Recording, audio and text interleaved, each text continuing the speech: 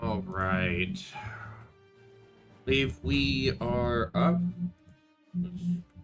Oh, yeah. And I gotta pick the. And I don't really need the chat, but whatever. I don't really need the chat because it's the book club segment, so it's kind of just like it's you and me going through this more than anything else. So, Your audio, heads up, sounds a little weird. You sound a little robotic on the back end. is it getting a little robot-y? Yeah, like you've got like a metallic echo after.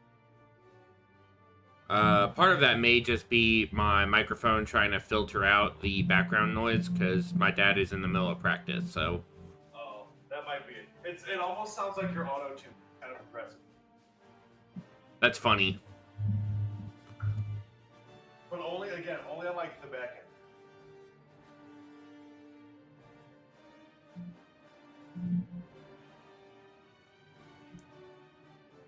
Trying to turn down the music so it actually like. Trying to turn down my microphone so it actually is like capturing everything. So I don't know how everything's gonna sound right now. It sounds like you put on a voice filter. I'm gonna check. And it's only Turn on taking my- like the bass notes of what you're saying and auto tuning. It's really weird. Is that your headset, you think? I sure fucking hope not. This headset was expensive. I don't know, check how it sounds on the stream. Yeah, I'll do Pull up the stream real quick and see what that what that looks like.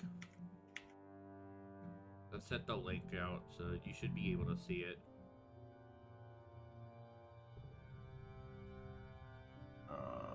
Discord.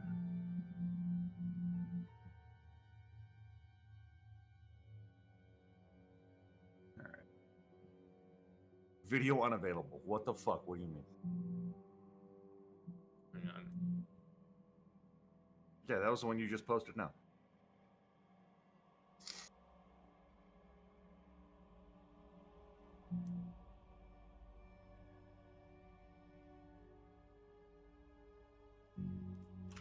Stream's bit rate.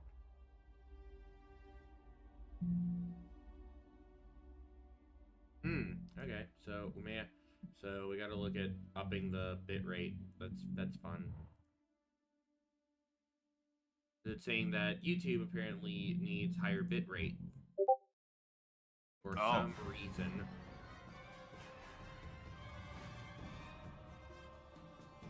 YouTube hungers for bit rate, dude. It said the YouTube has become she who thirsts needs more bit rate. that. Yeah, it's got set the private. The private. Hang on. Why would you ever want a private stream? What the fuck is it set on private?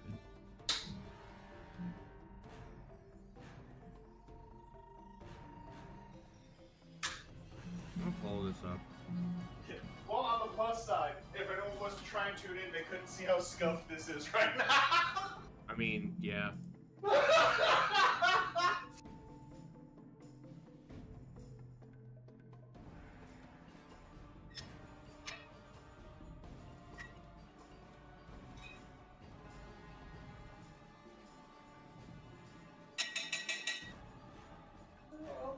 But that's why it was making me sound robotic.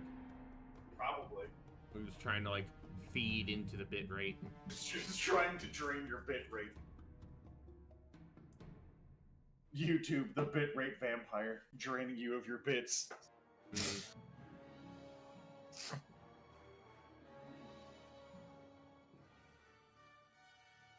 Should be freaking public anyway. Okay, now can you see it? Alright, let's see what we got. I don't know if it's gonna try to hide it again. Oh, there we go. You can see it now? Is it? Yep. Is it as bad as I think it is? Hold on. I gotta wait for you to start talking again. Yeah, I don't know how long that's gonna be. I don't know what it's gonna be looking like. So we're gonna see what that ends up being. But for right now, it's kind of. Yes, it does. It does show up on stream. Okay. It sounds like you're auto-tuned, just very slightly. Okay, so it is. I guess it is just the. I mean, was it doing that yesterday? No, Listen, I don't know why. that's why I was bringing it up today.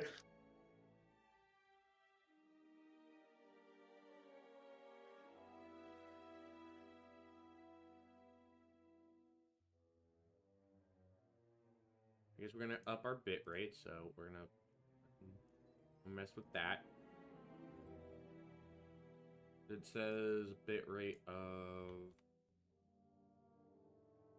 Oh Lord, I just noticed I'm very loud on stream. I should turn myself down just a hair.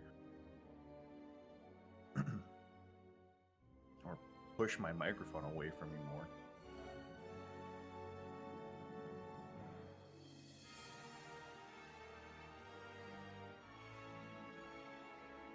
Alright, YouTube, I'm doing what you wanted, so.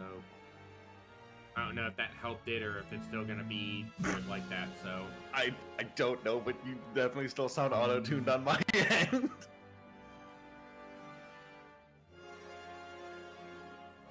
Turn myself down in Discord a little bit.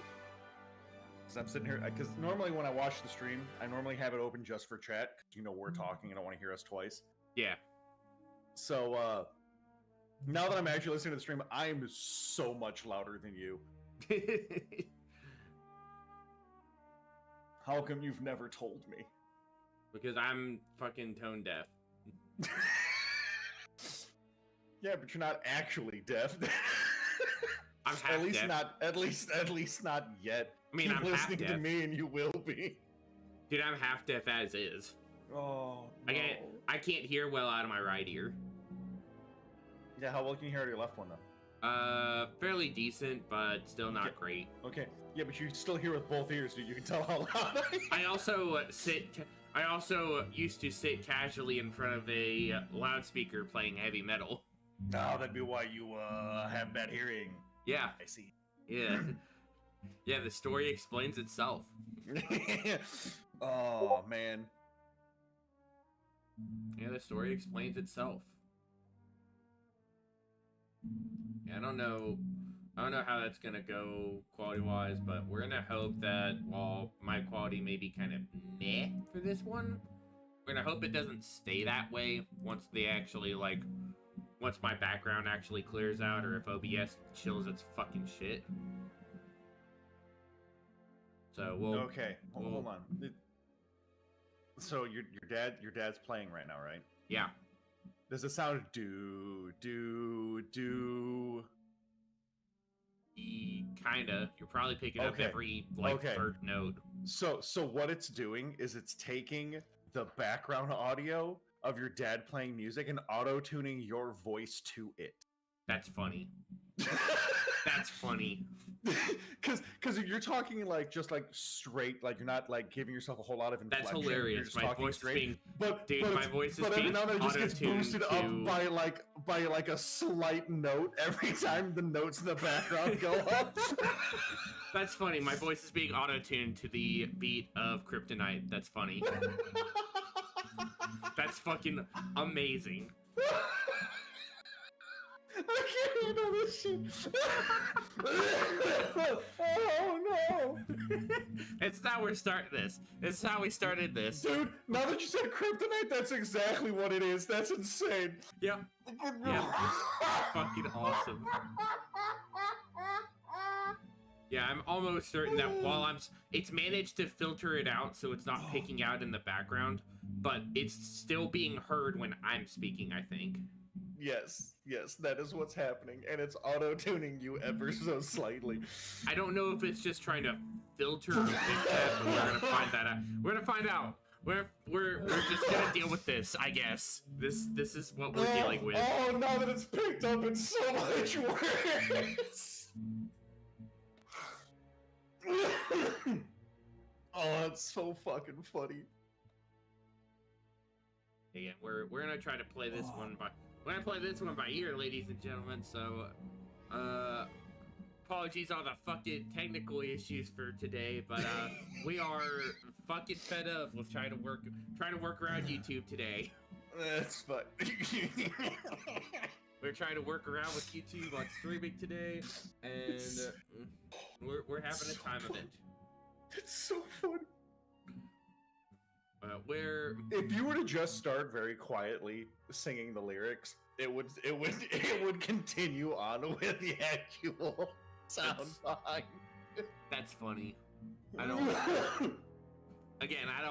know how that. Well, I have to look back at that. I want to know how that actually came out, but we're just gonna roll with it right now because I'm not gonna play with it all that much. I'm not fucking with this at this rate. That's fine. We had issues trying to get our stream yesterday, so we're behind an episode or two on doing the podcast, but that's fine. Behind like 2 weeks on the podcast, but today we're actually here doing our book club. Book club. Yeah, we're here doing our book club for Star Wars X-Wing Rogue Squadron. Hell yeah.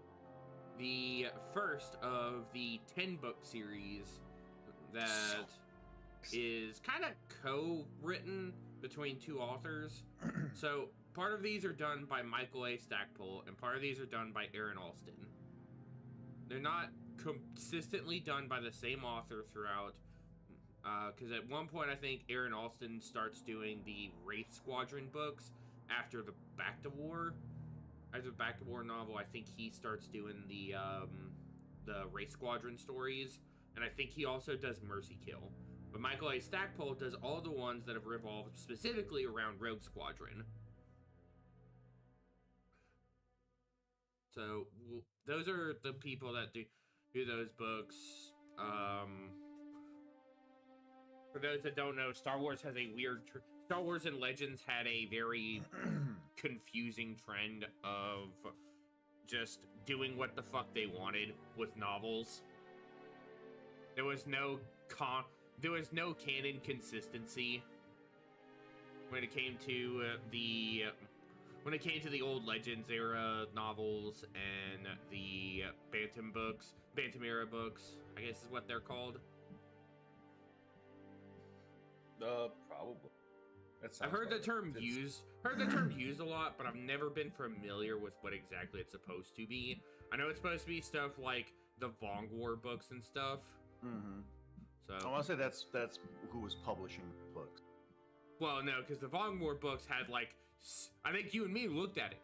There were like 6 different authors for the Vong War books. Yeah, but they were all published by the same company. I think they're all published by the same group anyway, but. Yeah, and I think that's Bantam or I almost said Barnum and Bailey Circus. That's not it. That's a circus. That's not a publishing company. That is in fact the circus. Oh man, it's bad here. Yeah, for those that are unaware, Jake has been suffering, for lack of a better word. Oh man, getting over the is rough. But we're here for book club, and also to announce at the end we'll announce what our next book is, as well as what our next episode for the podcast is, since we didn't get to do that this week, because we had issues trying to get through the Skeleton Crew podcast yesterday. We had some technical issues that seemed to occur. Disney destroyed the podcast. Fate wasn't letting it go up. Disney destroyed the podcast. Like, oh, Skeleton Crew. I think it was similar to what's going on here. I don't know if that's probably. I think it was something similar to how the rough start was for this starting up, but honestly, it's fine. I'll probably go through my own thoughts of Skeleton Crew in passing, so it's not like it's gonna change much. Bottom line, for those unaware, final review of Skeleton Crew, 6.5 out of 10. Yeah, pretty much. 6.5 out of 10, needs about 8 more episodes in the oven. Which we're not going to get. It needed 8 episodes before the finale. Yeah. But But we're gonna go ahead and dive right in and start talking the Rogue Squadron book, because we opened it before we even really kind of got into this. You were talking about how you were kind of like, you kind of felt more mid on this one. Yeah, this one was. Here's the thing. I like the Top Gun movie. I couldn't get through the book. Too dry, and that's kind of what's happening. So it's sort of similar parallel, because yeah, no, like Rogue Squadron's a very Top Gun style. The X-Wing novels are very Top Gun style. So yeah, it's a lot of technical aspects of dogfighting in Star Wars, which is a cool like thing to take a look at, but trying to use it as unless you're really into that sort of thing, using that for entertainment is 50-50 shot. Yeah, it had a lot of good information in it, and I'm glad that I listened to it. That I think read it. I think for me, you probably will enjoy some of the later ones, like the Wraith Squadron books. Probably. You probably would enjoy those, because those are more like, it's almost like if you took a Bad Company take on Top Gun. Yes, yeah, I like Bad Company, so that'd be good. Yes, I think you would like that. It's very, the Wraith Squadron line, which actually covers the Zinj War. It covers the whole conflict with Zinj. It actually gives us a proper in-depth look at what was going on with Zinj and his people. Because obviously the courtship of Princess Leia couldn't give a damn enough to fucking do that, so... The problem I had with... They were too busy with the love triangle between Han Solo and Prince Isolde and Leia. The thing about X-Wing is, or Rogue Squadron, is I wanted there to be more like character development and more interactions with characters, and less focus on the technical aspects of combat. Oh yeah, no. Then I think for you probably will enjoy the Wraith Squadron books a little more. I think you will definitely enjoy them more than you will probably enjoy those more whenever we get to those, because those do have a lot of that. Because these, it's like I said, it's a Bad Company style Top Gun series, where it kind of takes a bunch of ragtag rejects, people on the verge of being dropped from the military of the New Republic Fighter Corps. All the people that Wedge was trying to build a commando team of fighter pilots. Essentially, is what the whole project behind Wraith Squadron was. It was a project to try to build a commando team of fighter pilots, where they could do like hard-hitting hit-and-run missions. But he had to build this team up from basically the bottom barrel of combatants. Rejects and people who were basically on the verge of dropping out of the entire fighter corps. And I think for you probably will enjoy that one more because of the way the character... There's a lot more character interaction and a lot more character development for those books. So it gives you a lot of more... And I know there's more for that in the actual, like, later books for Rogue Squadron, but for right now, it's sort of... Rogue Squadron serves as sort of an introduction to the whole scope of the X-Wing series. It's basically the best way I can kind of... without, like, super depth talk about it, that's as best as you really get as far as an explanation. Its whole focus is to introduce Rogue Squadron following the Treaty of Baccarat, is when this takes place. We're like a few weeks after the Treaty of Baccarat has been signed, and the whole battle with the Sea Rook has happened, and the New Republic is officially the entity that has replaced the Rebel Alliance. Rebel Alliance is no more. They are now officially an aspiring governmental body, which is trying to officially insert itself as the primary governmental body over the Empire. Yes. Trying to usurp the last major holdouts of Imperial power and officially assert itself as the proper government now that the Empire's tyranny has ended.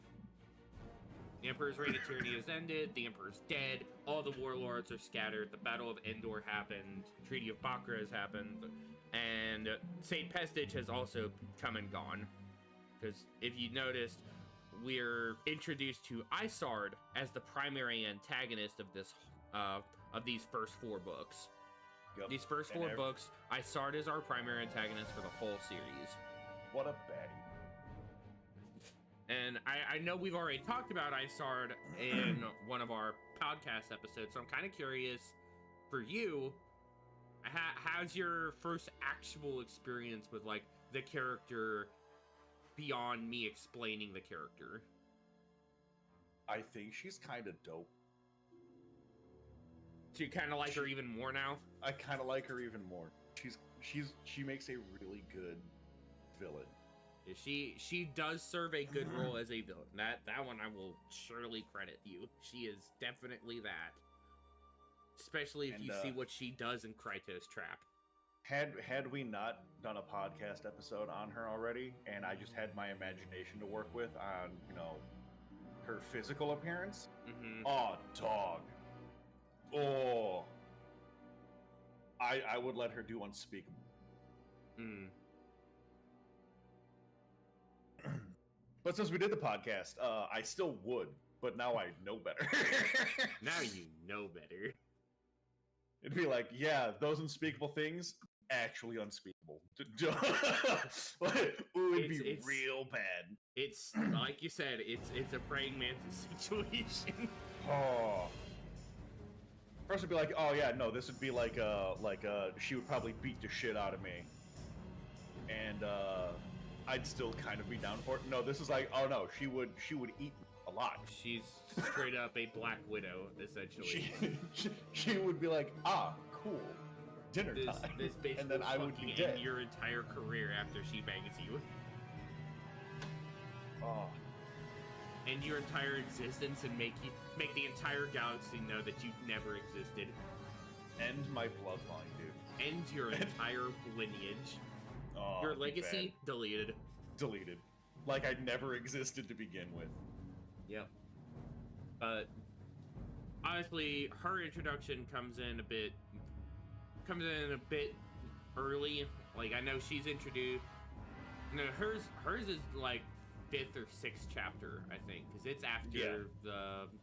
after the whole bit about them finding out what Kirtan Lore does. Yep. So, who I think is also kind of cool.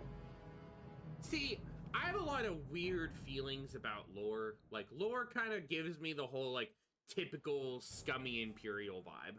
Like, this dude very clearly is, like, if you try to, like... I feel like it's if you try to take Sabayos and Paleon, make them one character. To kind of remove the force power, make someone who tries to put themselves on a higher pedestal, but also, like, has that more reasonable aspect to them in some categories. Mm-hmm. Tries to break down the logic of everything while playing around with the idea of what the fuck he's about to tear your ass apart with, while also keeping his own ass in check. Yeah. Yeah, he is definitely the typical scummy Imperial, but I like the idea that he is also scared to death of Isard. Yeah, he is I mean, that's everybody. That's everybody, dude. Everybody who meets her. We talked about this. But she is Director Iceheart for a reason. But he said the line he essentially was along the lines of, the Emperor was scary, but this woman is terrifying. Yeah. And I was like, ooh. Yeah, so it's along the lines of like, yeah, no, the Emperor, yeah, he was a scary dude. But I'd rather deal with an angry Emperor than an angry Isard. Yeah, no. Isard angry is a very scary prospect for anybody in the Empire. And I'm sitting there thinking, like, that's insane, because an angry Sith Lord would just be like, ah, yes, I'm going to electrocute you to death and then trap your soul in a box. And Isard's just like, yeah, I do worse. Like, what do you mean you do worse? So I know we've kind of been... so, alongside Lore and Isard, there's another kind of antagonist in play here, and that is, Colonel Everin Derricote. The guy who It's the guy that Lord meets on Borleus. Oh, that guy. Yeah. The toad-looking motherfucker. Yeah. Who, when he fucking stood up, he emitted an entirely different aura. Yeah, dude. He took his glasses off him. Dude. He had the Superman moment. which I hate that's viable because like what is it like older Superman like live action? Yeah. You could see like he's kind of like hunched over a little bit, like his neck is really far forward. And, Yeah. You know, he takes off the glasses, then he stands up straight. And you're like, that's a different person. I understand why people are confused. It's not just the glasses. I get it. Yeah, there's an entirely different aura that comes off from this man. Like, and Derek Code actually plays a big part for some of the later books. Which I won't go into all. Well, I guess I can't technically because I've already talked about it a little bit. We talked about it a little bit in our Isard episode. Derek Code's actually the one who helps Isard develop the Krytos virus. Derek Code actually goes on to help Isard develop the Krytos virus and unleash it on Coruscant. That's all in the second and third book where they're all dealing with that one. Mm-hmm. So that's stuff that can be explained more detailed later, but that's kind of Derek Code's play in this. Because at the end of the book, I know Derek Code was also on the list of being one of the people for lore to be on the lookout for more. Like, keep an eye on this one. Like, keep track of this MF. He's got some stuff behind him, and I want to know what he's got. I want to know what he's got. What is he doing? I need to know what he's doing, what he's got. Yeah. Because he's got some cards in his pocket that he's not playing yet. Of course. But I feel like he's kind of not our smarter than Isard. No, he's definitely not smarter. But he's very conniving. Yeah, that's definitely the word to describe. He's one of those Derek guys who Code. can be like, Derek Code yes, is definitely conniving. I can move around Imperial assets at will, and make it so that nobody knows. That's kind of the stringent that you get from these three. You've got Isard, who is the mastermind, essentially. You've got Derek Code, who is more conniving, more sleazy. Then you've got Lore, who's just a scumbag, but he's a clever scumbag. Yes. Like, there's a big dichotomy between these three as far as, like, the big antagonistic entities for this book go. And as far as their, like, whole roles in the later parts of the series. And that's kind of our villains for this one, but then we also have our, then we kind of flip over and we have our actual, like, protagonists, our heroes of this story. Obviously, our boy Wedge, leading the, at this point, leading Rogue Squadron, because Luke basically gave him command before Endor. Luke had given him command of Rogue Squadron after Endor, or before Endor, rather. Remember, he's Rogue Leader during Return of the Jedi, but we know in the Rogue Squadron video games that occur before and during Empire Strikes Back that Luke was Rogue Leader. Luke forms Rogue Squadron originally. Luke and Wedge form Rogue Squadron from the remnant pilots that were the survivors, essentially, from the Death Star battle. That's how Rogue Squadron is actually originally formed, for those that are a little unaware. And when we ever get to deep diving Rogue Squadron proper, I'll probably talk about them more, but at this point, Wedge is our leader of Rogue Squadron. And he's trying to build up Rogue Squadron following the Treaty of Bakura. Because he's got a couple interesting characters.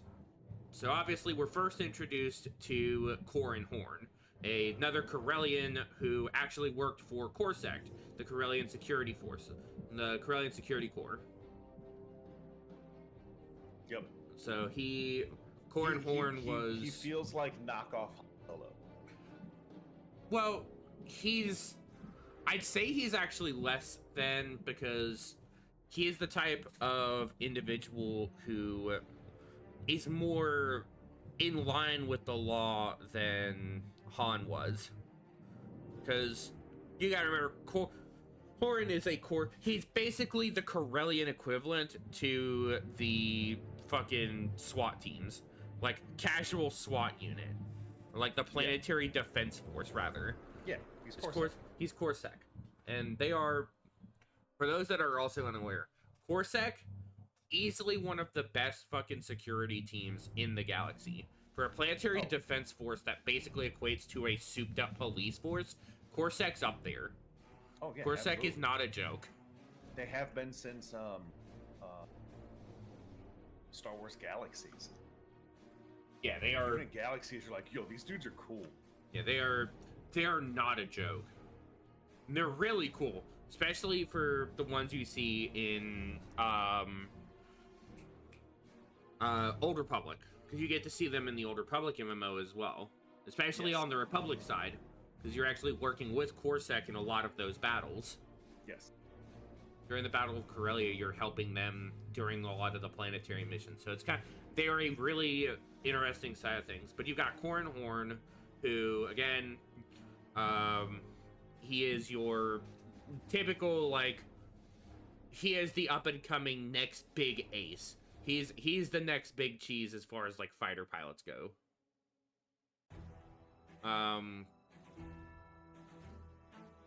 But then you've got his fellows, then you got his wingmate, Quarrel. Quarrel. Dude, I love fucking Quarrel. Quarrel is I think that's the coolest thing about Korg. this, is that they go into depth on, like, GANs. yeah, you get sort of a And deeper it's dive so on interesting. Yeah, and there's another character that you can actually, in the Republic Trooper storyline, one of your squad mates that you pick up for Havoc Squad is a GAN soldier named Yoon. Yoon actually is another one you get kind of a lore and understanding about the GAN's people. But Quarrel gives you like a much more like deep dive version of what you'd be looking at. And Oral's also really cool as far as like basically the partner character for Corrin. He's really cool. He's the fun side character. He's a fun partner character. Dude, he could punch with his hand through Stormtrooper armor. Yes. What a fucking cool badass. Like another dude, the Gans have some crazy fucking abilities with martial arts. They are really fucking powerful when it comes to martial prowess. God, dude. At first, because I had to sit there and I'm like, again, why does that sound familiar? Like, oh, they're the weird bug guys. Oh, that's so cool, though. Yeah, the whole thing with them is you got Corrin and Oral, and then you've got some of the other. Then you have your two Thyferans, Gror Jace, the leader of the Ashern, and then you have Irisi Delirit. Both of which are very paralleled as far as like what their whole place is, because Irisi is hard down bad for Corrin. It's crazy. Irisi is hard down bad for Corrin. And Gror Jace is basically supposed to be his rival in all of this. Irisi looks at Corrin and goes, "Raw, next question." It's crazy. It's insane. Like I don't think I've ever seen a character like in a book that is like that anime is so, fangirl fucking levels of down bad. That is so down bad without any ulterior motives. Because I read somewhere they're like, oh no, she really wants to get into his pants. Yeah. However, it's because of this. Yeah, no, there's reason. Well, there's mixed reasons. So there's mixed reasons, and I will not get into them. I will not explain. I will not explain any of it if you've not seen it already. I've got a fan theory, because I haven't gone farther in the books yet, but I have a fan theory. Okay. The way they ended it. Okay.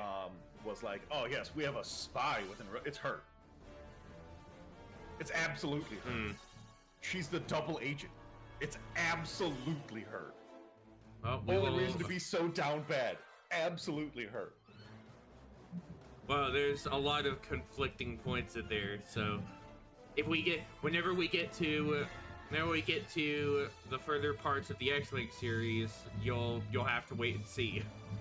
Oh yeah, absolutely. Like there is, you've got Reese and Bror Jace, the latter of whom actually ends up departing after before the end of the book. Before the end of the book, he departs to have to deal with the fact that the leader of his family and the faction of his Aunt Thifera passed away recently. So he's having to make his way. He has to return back to Thifera and help organize things with his people. That's the last we see of Bror Jace at the end of that book. Because we also get wind between Lore and Isard that they are planning to take him out now that he's isolated. Because they got wind of him leaving, and they want to try to take hold of the Bacta corporations. So they're gonna try to off him. Seems like they're gonna try to off him, and they're gonna put his family out of business, essentially. Yeah. Or try to take over his family, one of the two. So they got that whole thing going on. Then you've got Noara, the Twi'lek lawyer character, who is so fucking cool. Honestly, if I ever had to consider a character that personifies... if there's a character that personifies Dan to any degree, it's Noara Ven. Oh, absolutely. I didn't even think about it, but now that you said it, oh yeah, no. If Dan personified any character in Star Wars, it's Noara Ven. God. And Noara Ven's a really fucking cool character, too. Yeah, he's dope. Noara's another, really fun, really solid character in that group. If you were to tell Dan that the best character to personify him in a Star Wars Rogue Squadron book is the lawyer, he'd kill you. 100% would. All you'd have to hear is like, oh yeah, dude, no, you'd totally be like the Twi'lek lawyer. He'd be like, die. I need you to perish immediately. Oh, fuck, that's funny. It's funny because it's true, and funny it because sucks. It's true. It's funny because it's true. Yep. Then on top of him, you also have Blue Jane Forge, who Rip. She is our first actual casualty among the new members of Rogue Squadron. And you know what's crazy? Is I don't remember anything about her. No, I know that she was teaching somebody something. I think it was helping Gavin, who is another member. Yeah, the younger cousin to Biggs Darklighter. That's name. Darklighter, crazy. And then you're like, yeah, what's his name? No, Gavin. Shut the fuck up. Yeah, Biggs Darklighter, for those who remember him, one of the infamous members of Red Squadron who was killed during the first Death Star battle. I thought Biggs was cool. Yeah, I like Biggs way more than Porkin.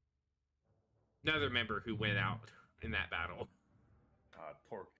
Now here's the best part: is they explained why why Porkins died. Mm-hmm. Was because the reason Wedge says because they had inertial dampeners, so they couldn't tell exactly that he was going down. Yeah, he thought he was flying straight and he wasn't. He lost full control. Yeah, And you're like, yeah, I figure, you know, if we flew without the inertial dampeners, he would have been able to tell that he was going, like he was going down and not actually pulling up, to get out of this crash, and maybe that could have saved his life. And meanwhile, in my head, I'm going, yeah, but like, in the Star Wars spoof of Family Guy, Porkins went down because he was just a big guy. Yeah, they took the express effort to make a fat joke in that one. Yeah. So in my head, I'm like, yeah, no, Porkins crashed because he was like 3 dudes. It was worth the weight of 3 men. He couldn't pull himself out of a dive because he was too heavy. Which, like, yeah, that's a shitty thing to say about a dead guy. But I didn't say it. I'm reiterating what Family Guy said. So what Family Guy said and did. Yeah, like as Wedge is explaining, I'm like, that kind of makes sense. But then you look at it like the scene in the movie, and you're like, that dude didn't even try and pull up. He nosedived straight in. Like, he was looking at the Death Star like, I can save it. You're like, dog. Yeah, he didn't fucking... How did you think you were pulling up? You're nosediving straight into a planet-sized station. I chalk that up to them trying to you don't see a horizon anywhere. Look, I chalk it up to them trying to rectify the like cheesy 70s action writing. Yeah, that's exactly what it was. But like, I'm looking at the scene, and he can't see stars. All he sees is the Death Star. Yeah. And he's like, I'm pulling up, I'm saving it. You're like, dog, the Death Star is just getting closer. It's not moving up or down. Yeah, it's a dumb little instance. But yeah, Gavin Darklighter is actually one that was brought up on recommendation from Wedge during a talk with Admiral Akbar and another fighter squadron leader, the leader of the Y-Wing Bomber Squadron, Guardian Squadron. General Horton Psalm is the name of that individual. What an asshole. Yeah, he does not fucking break that ice until way later in the book. Like, it's way too late in the book to really kind of give him a break. But then again, he's nowhere near as bad as the other general in that book. Crefay, the fucking Bothan general dude. Yeah. Who absolutely gets fucking wrecked. 100. Bro throws together the worst plan possible. Fucking eat shit for it. Jesus Christ. It's so bad. And everybody told this man, this is not gonna work. Yo, this and plan's he's just scuffed, like, dude. He's like, no, it'll work because the Provisional Council approved it. Yes. The people who have no idea what the fuck they're doing. Yep. Approve the people who have this never plan. spent a day in the military, they approved. And here's the worst part: is that's what actually happens sometimes. That is absolutely what fucking happens. The pencil pushers approved the plan, so we're going ahead with it. Yeah, but this plan's gonna get people killed. Yeah, but the pencil pushers approved it, so that's what we're gonna do. Are you fucking stupid? Like, hey, guess what? This starts to really show point 2 the for difference. Hating Bothans. Point 2. But all Bothans are bad. ABAB.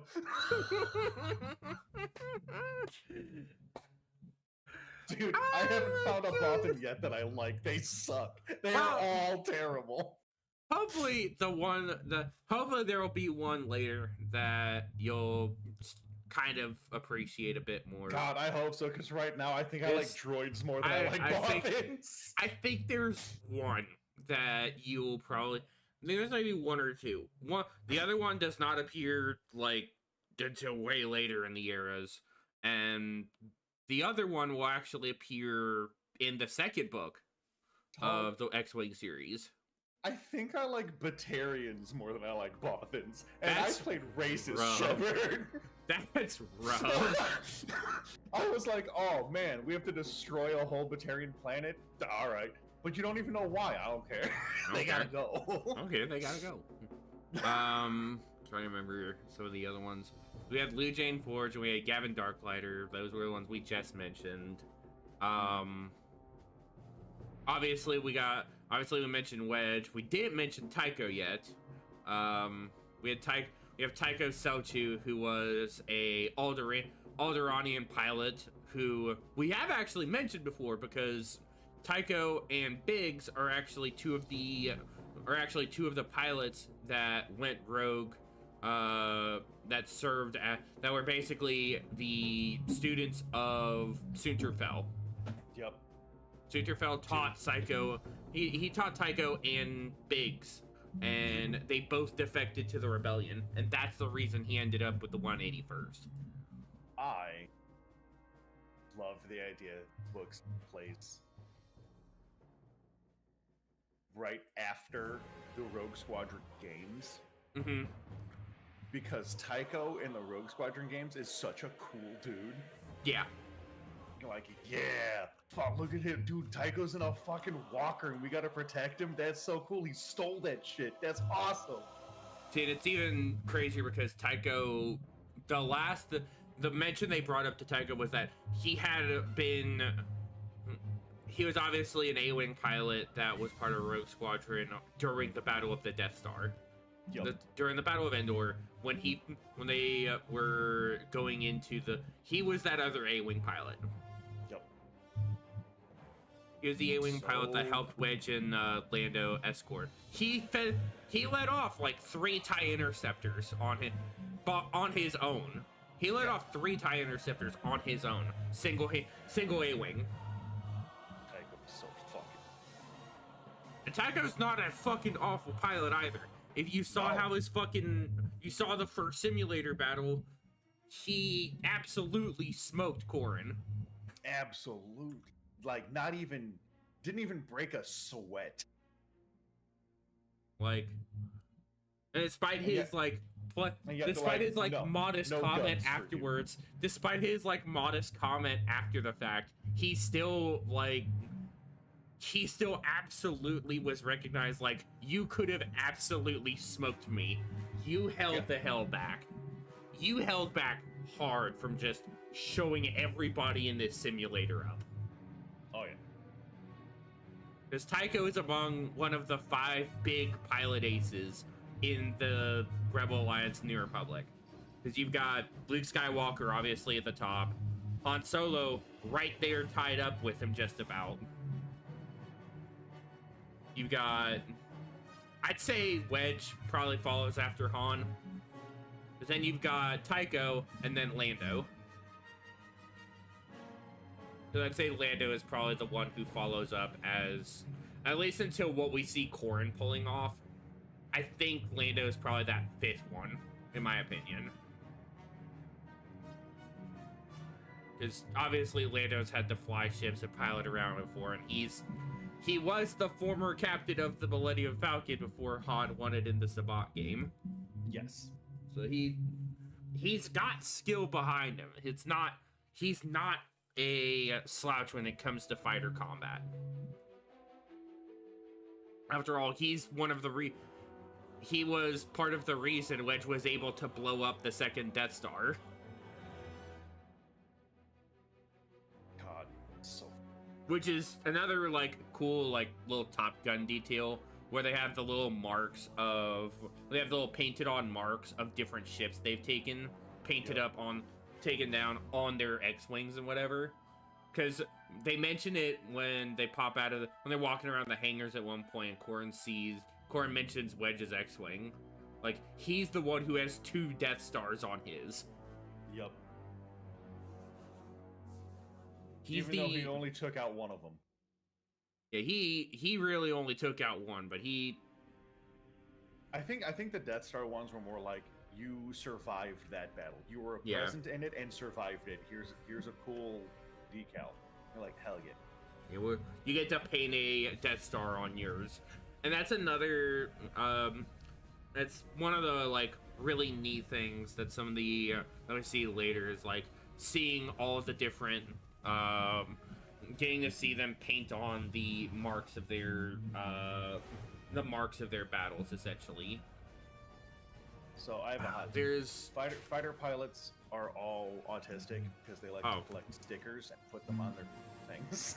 I mean, they also design their fighters their own specific way. Because if you were not aware, Rogue Squadron's X-Wings are all painted in different colors. Yeah. Because Tycho's actually has a green stripe on it. Oh my god, dude. They're so silly. Tycho's has a green stripe. Gavin's also has a green stripe, but he's got a yellow strip alongside it. They gotta paint up their baby.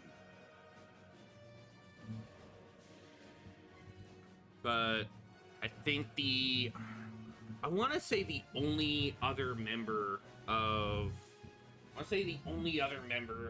Rogue Squadron I'm missing is the Shistavon and Shield. I think that's the only one I'm forgetting. God. Shistavon. Yeah. He's got a death mark on him too. It's so. One of the 3 pilots who have a death mark, I think. Yes. Because they're like, we're not going to tell anybody who has a death mark, and then at some point he's like, death marks don't earn themselves, and you're like, oh, he's got one. Yeah, he's a fucking Chad. Oh, dude, he's so cool.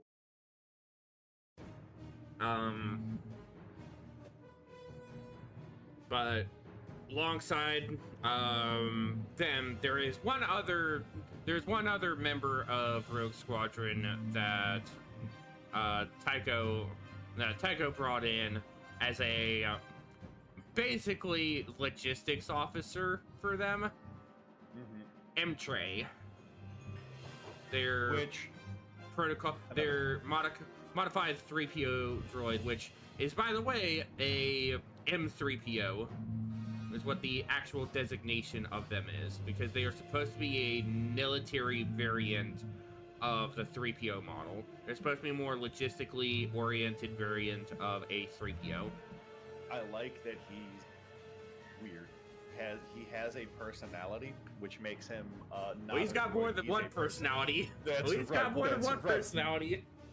The first personality is regular 3PO droid, and you're like, yeah, sure, whatever. The second one's like, oh, this dude's dope. This dude's the fucking, like... This dude's the fucking guy in the jail you hand the cigarettes to make the fucking contraband deals. He's got the fucking entire case of shit in the fucking back of the locker room. This dude's got connections, and you're like, yeah, but how does a droid have connections? You go, shut up, he does, though. And he literally tells him that. Like, he literally hits him up like, I'm not gonna say nothing about where I get my crap from. I just get my stuff and you guys fly. It's just how it works. That's right. Don't ask questions. Don't ask questions you don't want the answer to. Yeah, okay, but like, where did you actually get the stuff, though? Shut up. I just said. Shut up before you sleep with the fishes. What? This droid just threatened to kill me? That wasn't a threat, it was a promise. I think M-Tray is definitely one of my fucking favorites as far as like the token like droid companion character. Oh yeah. Because M-Tray, when you finally see the personality shift, it's just like, whoa, what the fuck is up with this droid? Yeah, he's the logistics like hard ass version of HK. Yeah. HK's like, yes, I like to fight and murder, and you're like, okay, that's pretty dope. And then M-Tray's like, yo, I like to fight and get you shit. You're like, okay. Don't ask questions. All right. Like he's a mix between It's if you took. It's almost like if you took like Goto. Yeah. It's like if you had HK, Goto and you mushed them HK together. But you made him less homicidal. Yeah. Because all the fucking Goto droids were fucking absurd. Yeah, they're not great. They're all like, yeah, this is for the greater good. Of who? Who cares? It's for the greater good. You have to die now. What? Tries to fucking work T3. Fails horrendously. No one can hurt my boy, not even the Emperor. I believe that didn't happen. You reject that never happened. That never happened. Yeah, well, That was a weird fever dream. It was some Sith sorcery that was like an illusion. It never happened. T3 is still the family droid of the fucking of Basila's family that Revan left behind. He's still hanging out with Bastila. Everything's fine. Everything's fine here. Nothing bad can ever happen to my little rotund boy. My little metal boy. But yeah, that's pretty much Rogue Squadron's main cast lineup. Because the next member, the last person who ends up in this lineup, doesn't really get introduced till later. She's part of I guess you could definitely count her as part of like the extra cast and characters like Psalm, Kraken, Akbar, Extra all those. cast. You mean the third anchor of the love triangle? Yeah, because the last little piece here is Mirax Tarek, the daughter of an infamous pirate named Booster Tarek, who used to actually have connections with Wedge, as we learned. Yup. She had some time. He was a good guy. He was a good guy. He was a good pirate. He was a good pirate, and then he got sent to Kessel Yeah. by Corrin's father. Weird how family ties do that to you. Yeah. Sent to the father or something like that. Yeah. Hey, my dad sent your dad to jail, so I also don't like you. And then it turns into, never mind, you're kind of cool. Which then turns into, I shouldn't sleep with you. I want to, but I shouldn't. What would my dad say? Says both of them at the same time. My dad is actively trying to reform from the ashes we tossed into space. And mine probably just had a fucking hemorrhage off wherever he's at. My dad's trying to force ghost me from beyond the grave, being like, don't stick your dick in it, son. Don't you fucking do it, you little bastard. Don't you do it. Meanwhile, my dad's off somewhere just It's writhing on the ground, just saying, don't let him stick your dick in it. Don't let him... Oh my god. And it's even weirder because so obviously, like we said before, Irisi and Corrin. Irisi is hard down bad for Corrin. That's crazy how down bad she is. And you look at his side of that relationship. He takes an entire he gets full on based when it comes to dealing with this bitch. Yeah. This man's just like, look, I know you've got some kind of emotion there, but it's not the one you think it is. Yep. And she's like, I don't care. Wrong. Next question. Literally like, hey, okay. You just got to think about it, right? We just kind of a life and death situation, like that spurs on a lot of like chemicals in your body that make you feel this way. It's not like you don't actually like you're this is just what it is. And she's like, I see your point. I reject your reality and substitute my own. Yeah, I see your point. Drop your pants. Like, drop trow, pilot. That's an order.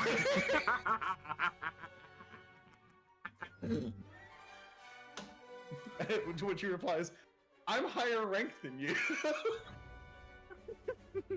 Raw, next question. Stop! Get away from me!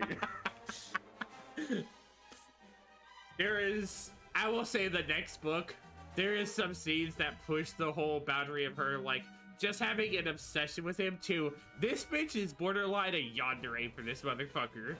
That's like, cool. It's I mean, fucking you can absurd. Kind of oh, tell. you already notice it. Yeah. You already notice it from Yeah. how she sees Mirax. Yeah, she looked at Merrick's and goes, don't touch my senpai. I'll stab you. And What? she absolutely fucking threatens. She absolutely fucking threatens her like that too. Yeah.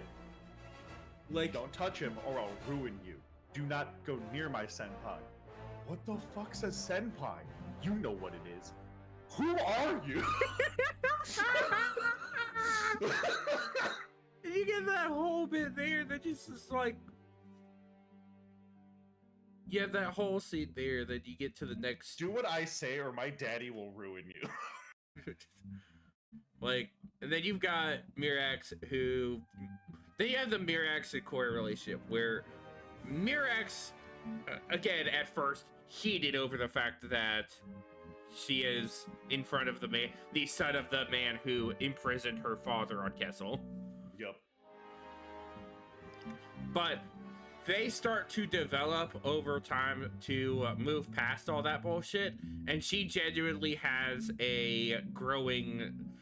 They both start to develop a growing interest, and we've talked about where their relationship goes in the Isard books, because her and Corin are technically who actually get together. Yes. And it's even funnier. Obviously. It's even funnier that I'll say this part. The person who actually oversees their wedding is Talon Card. That's so good. Talon Card is the one who oversees their wedding. It's fucking awesome. That's so good. Because at the end of the Back to War novel, after they're like preparing to take the Lusankyo away and all that, it's just they're having their wedding after the victory celebration, and Talon Card gives them is able to actually give them their is actually able to provide for the procession of the wedding. Like, he's able to do that. That's dope. And so he does it too. Like, it's boy. awesome.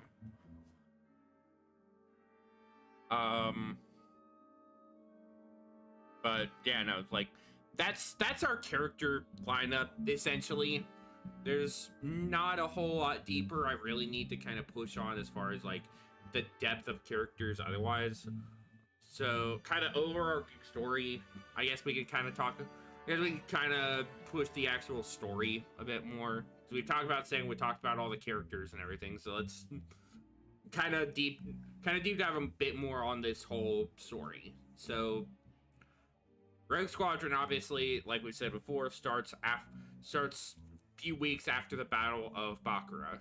After the Treaty of Bakura occurs, and the New Republic is officially instated as the replacement for the Rebel Alliance as a governmental body. We're introduced to Rogue Squadron and all their members. We're seeing the more bureaucratic side of what the New Republic is dealing with early on, because obviously Rogue Squadron are the New Republic's they're the poster boys for the New Republic. They are the champions who helped take down the fucking Death Star. Yeah, they fought them around like war heroes. And Wedge literally was like, yeah, paraded them. But we're here to fight a war. Literally paraded them around and had them go about like holding ceremonies on worlds. Literally using them as an engine of propaganda. Yeah, holding hands and shaking babies.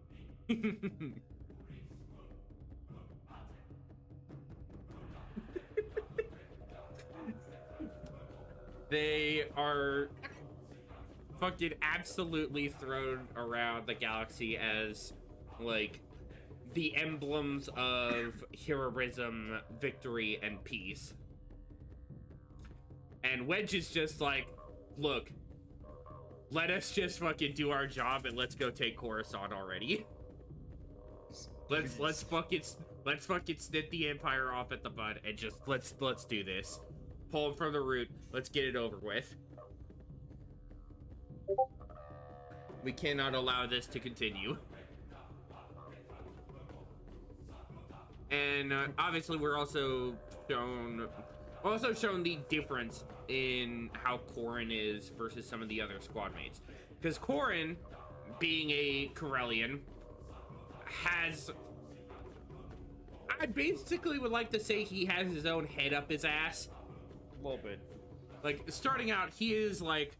He thinks he is the shit. There is no other person better than him in the entire squadron. Nope. His value is worth every fucking pilot in that squadron, excluding Tycho. Yeah. Because Like, Tycho I'm better absolutely... than everybody here, and I know it. Yeah, that's He like dog. He does actually say that, I think. He actually straight up says, I'm better than every pilot here. He says that while Wedge is like knocking him down a peg. Oh, 100% knocking him, like, he It's absolutely is in that fucking mode. Yeah, he's like, yeah, you might be the best pilot here, but you know who doesn't live long? So, part of a squad who doesn't have friends. Oh, yeah. So stop being an asshole to everybody. Go fucking socialize. Yeah. Go be a human being and talk to those people like they're your comrades, not like they're less than you. You stupid little kid. Okay, boss. He straight up hits him with the, listen here, you little shit. Yeah. It's, oh my god. It's like, I guess I have to be the father figure you never had, kid. But my dad was cool, and he died in the line of duty. Yeah, apparently he wasn't a good dad, though. Fuck!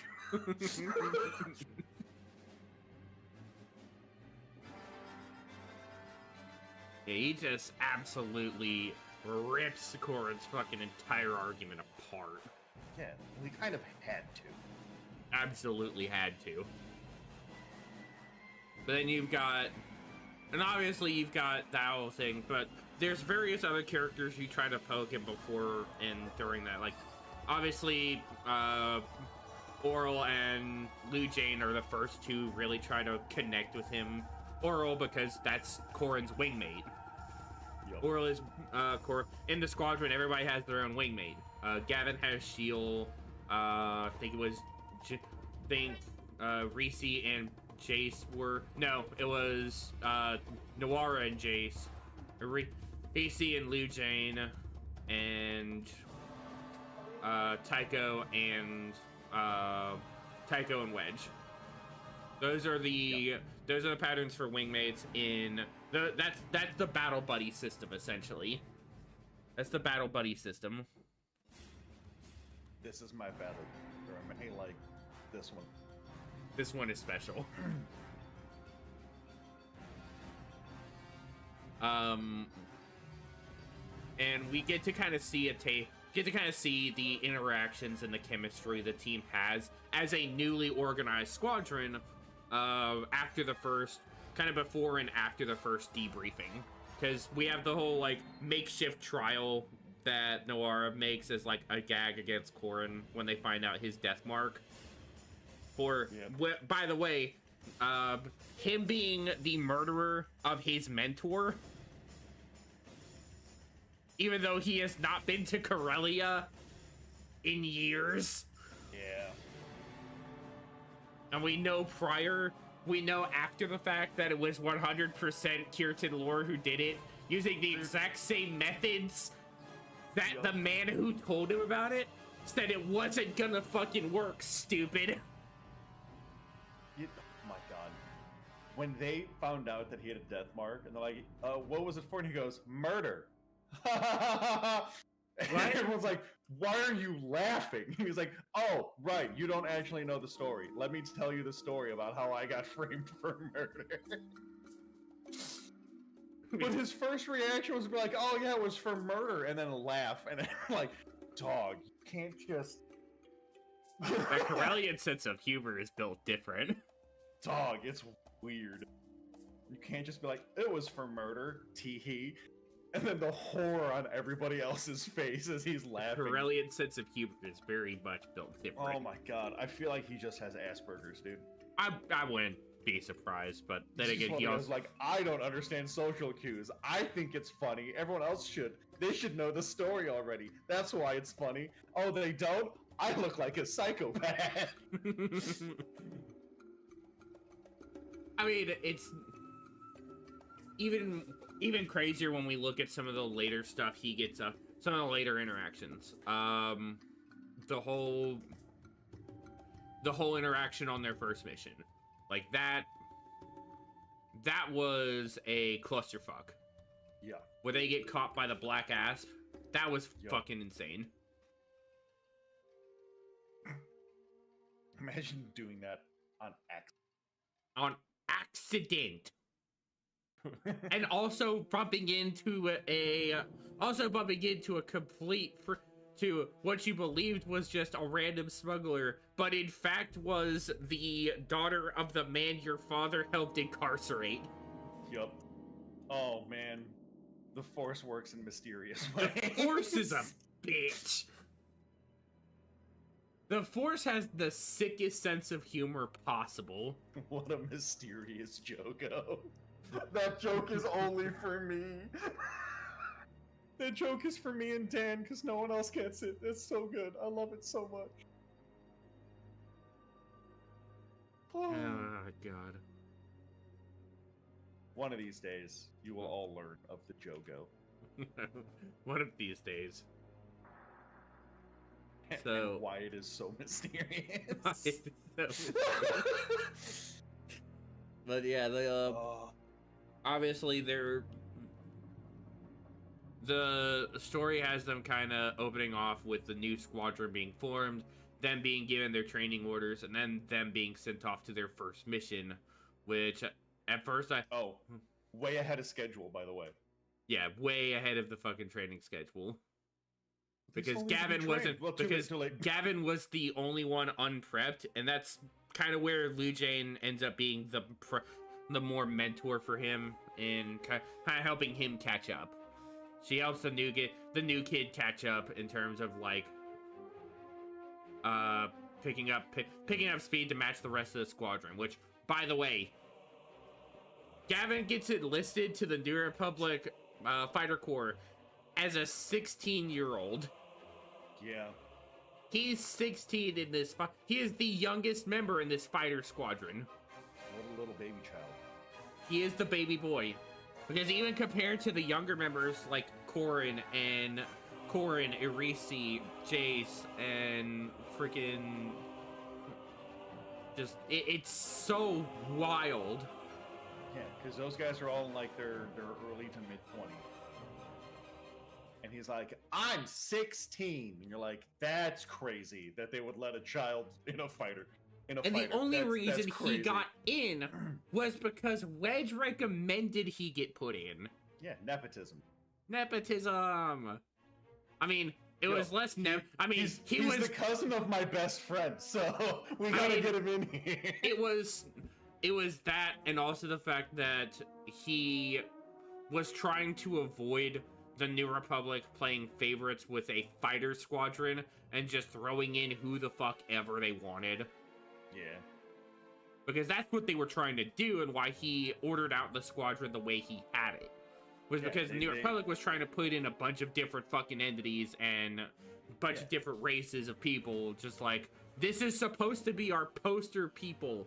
Like, they're the ones we put on all our propaganda. Let us do what we want. And which is like, no, because this is my fighter squadron. This is my fighter squadron. And I'm not letting you turn them into a set piece for military propaganda stories. You're not making my squadron into celebrity soldiers. Yeah. Well, we're gonna put a person from this planet. We're gonna put a Boston in there. We're gonna put a Sullustan in there. Yeah. We're gonna put a Wookiee in there. We got to get these other people in here so that way we appease all of these other nations and corporations and shit. So that way they keep helping the alliance. We got to cherry pick these. Nope. Which is like, Nope. Yeah, do that and everyone's gonna die. Let me get the good people. Let me get the people who actually have the fucking chance of helping the squadron succeed. Motherfucker, Rogue Squadron is a meritocracy. You put good people in here. You get the people who actually succeed. And while he succeeded to the fact of some of the members actually having good scores, the Boston was the one he's like, listen, I know what they're about. No. Yeah, no, but he's gotta go. He's not getting in here. Even Wedge. Because he was specifically the recommendation from Thalia. Yes. Bothan Dickbag Prime. He was specifically Thalia's recommendation into the squadron because he was supposed to be the Bothan representative. Ugh. Because they love to squat and they talk about this during the whole war meeting for the Borleus fight.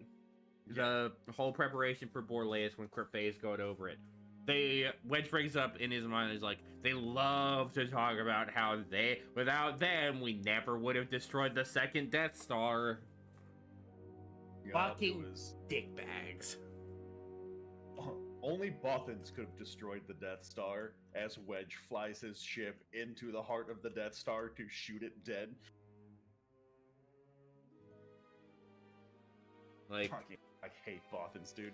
I feel so justified in my hatred of Bothans. Every fucking time we talk about them. It's crazy, because every time we talk about him, it's a new Bothan doing shitbag things. It's great. I have yet to meet a good Bothan.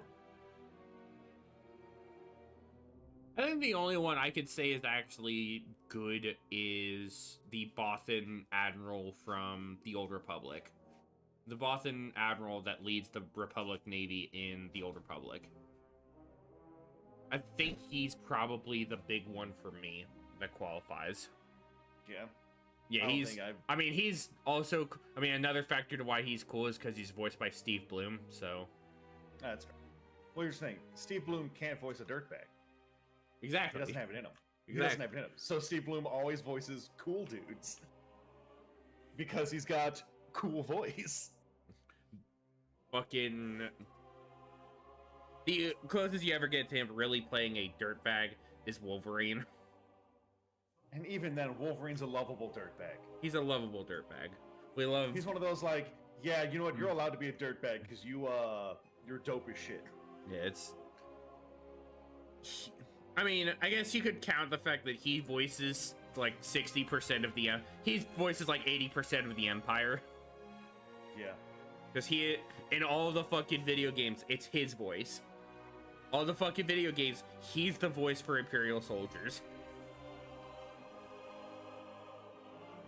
So, I guess that qualifies, but... Again, it's just... There is another one that I will say appears in the second book that I think you will at least find... At the very minimum, you may find tolerable more than other Bothans. Because I agree, there's a lot of really scummy Bothans out there. It's not a good existence. No. Bothans suck shit. I think I like Gungans more than I like Bothans. That's a huge reach, because you actively have stated multiple times that I believe your words exactly were, I'll die before I ever acknowledge a Gungan as my equal. The exact words were, I'll be dead in the cold, hard ground before I recognize a Gungan as my... Yeah. And I think I like them more than Bothans, because at least Gungans... Now here's the better question. The Gungans don't act mightier than them. Do you like Bothans more than Geonosians?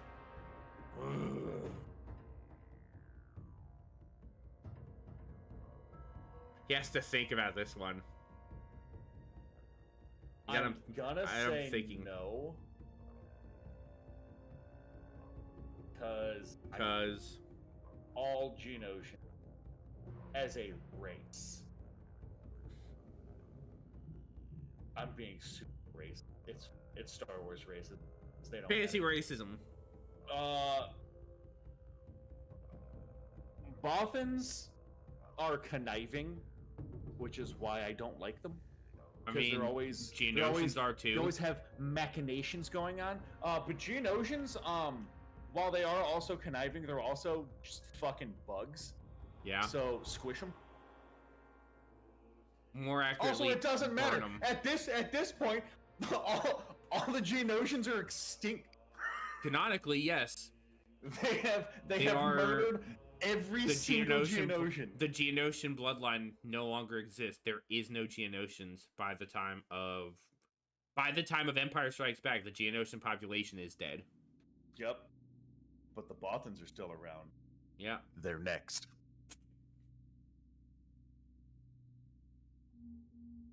Yeah, they are. Replace all Bothans with Shistavanen, and everything will be better. We don't need 2 dog races. Shistavanen are easily much cooler. They're so much cooler. They are much cooler. Bothans are all wheedly and it's like, well, due to my machinations and behind the scenes bullshit, I'm going to almost single-handedly destroy the Republic on accident. I'm going to cause the deaths of thousands, and it's not even going to be the enemy team. I'm going to friendly fire thousands of our own men. On complete fucking accident. It's a whoopsie.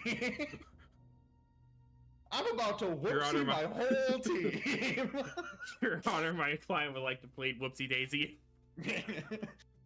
The judge looks and it's a Bothan and goes, denied. Sees Bothan enter the court, instantly guilty. Me if I was a judge. You if you were a judge in Star Wars. Oh my god, dude. So fucking stupid, dude. It's so dumb. Though, okay, so the thing I hate most about Bothans is not that they're like conniving little fucking weirdos. Conniving little that rats. They're so much like, I'm better than you.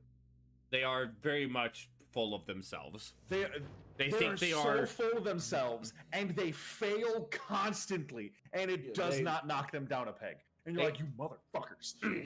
They absolutely catch the L, but it completely just sticks to them the wrong way. How many times we gotta teach you this lesson, dog man? Listen, the first time we only lost 100,000 people. We'll go back and we'll only lose 150,000 people. Well, okay, we'll rethink the plan and then do it worse again. Or in the case of fucking Phalanx during the Vogue War, look, I'm not even gonna fight these alien dudes. I'm just gonna let it happen. You guys are just all gonna die. It's fine. Fuck. He's worse? Yeah, when he gets to be Supreme Chancellor during the fucking Vogue War, he takes over and literally lets the Vong invade Coruscant. Oh he just lets them in. Dude, that's... What the fuck? The Vong aren't here to occupy. They're here to kill everybody. They're not going to be like the new empire. We're like, oh, we're going to be subjugated, but at least we'll be alive. No, you won't. They're like if you fuse the Tyranids, the Necrons, and the Drukhari into one race. Dude, they're horrible. I like the Vong more than I like the Bothans. The Vong are pretty bad. Vong are pretty rough. Vong are pretty bad, but they're bad to the enemy. They're bad not so in much, the... Not so much friendly fire types. They're that Warhammer type. They're that 40k style bad. Yeah. You're like, yeah, no, everything they do sucks, but it sucks for you, not for them. I mean, they are also living in a constant measure of eternal pain, but... Well, yeah, but I mean... Eternal, excruciating, unending pain. But then again, which Drukhari isn't? In the year of 2025, who isn't? The ones who aren't here. Oh, rough. Yeah, the ones who aren't Star Wars fans. Oh, if you're a Star Wars fan, you're in unending constant pain. It sucks. It's a terrible existence. It sucks. You want it to get better, but it's rough. It's a rough life out here. You want it to get better, but deep down you know it won't.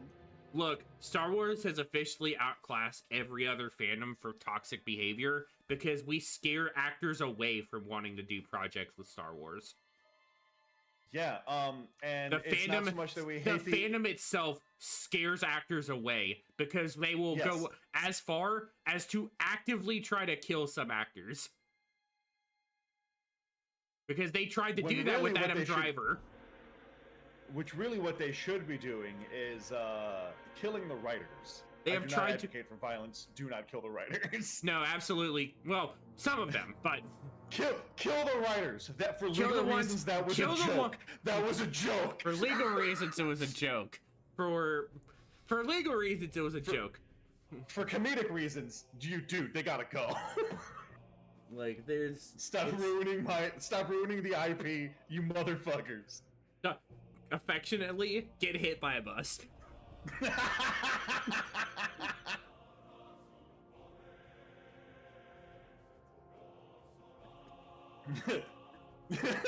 Get hit by a bus, parentheses, affectionately. Oh my god, dude. That sucks. Oh god. But yeah, no, there's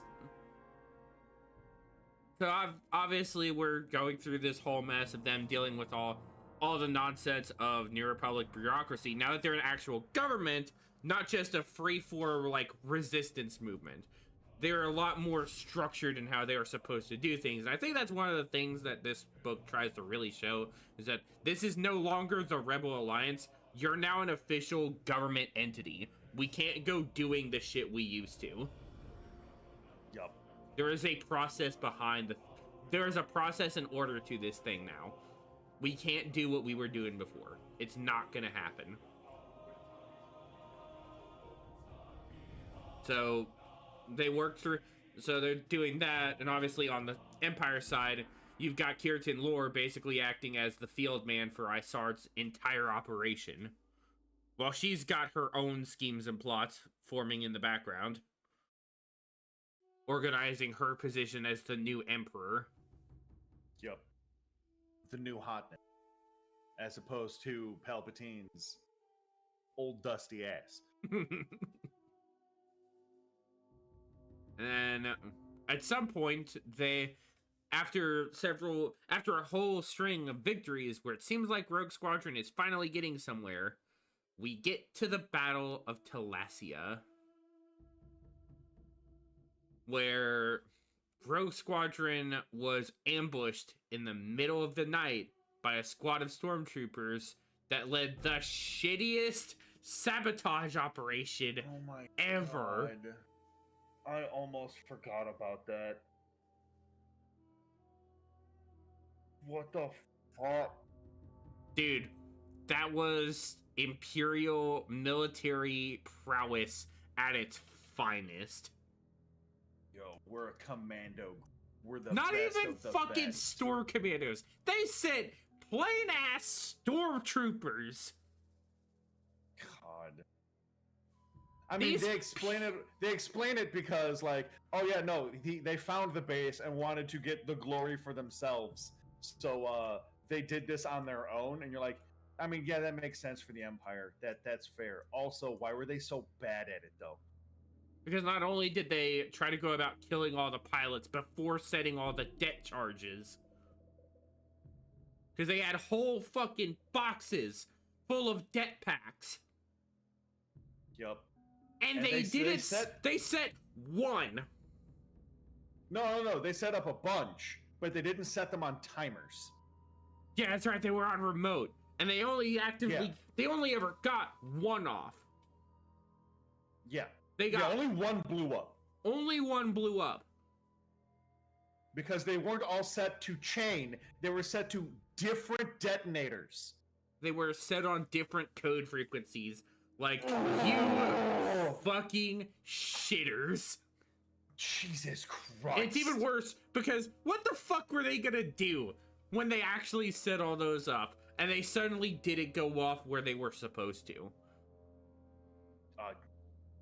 Oh womp Because womp. all of a sudden you left the fucking members of Rogue Squadron to find these things before you even escape, by the way. Yeah. These guys went in on a fucking suicide mission, essentially. There should have been one guy standing back with the code frequency for all of the det packs. And that way, when he saw everyone leave and could confirm that everyone was out, he could blow it up. No Or problem. at the very least, Or- if everybody was already dead, then he just pop, boom, go. Boom, and then leaves. Yeah. Goodbye, It's- Rogue Squadron. Like, You fucking God. the worst. Like, I've seen bad military practice for the Empire. This one took the cake. Easy. It's so depressing.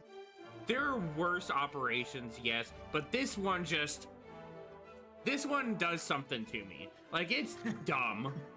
It's this one dumb. makes me real angry. This one is one of the dumbest things I've seen. It's... And it's even worse because I know that with... So... Despite how awful their operation was, they were able to get one pilot. One. Yep. That had to be Lou Jane Forge.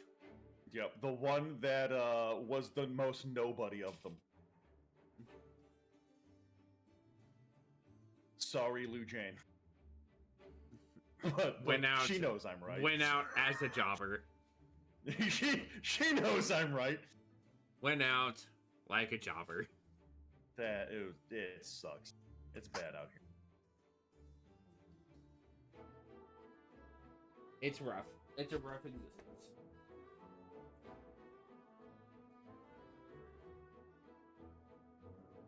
But yeah, the Battle of Talasia kind of marks the first actual death Rogue Squadron has faced in a couple months at that point.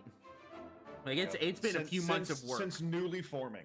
Since newly forming under the New Republic. This is their first actual casualty. I think, as far as I recall, that's the only casualty they suffer until the second book. Till the second book, I don't think they suffer another casualty. They Because didn't suffer another one in this book. yeah, I don't think they suffer another one until the second book. And even then, I don't think they suffer any more until the fourth.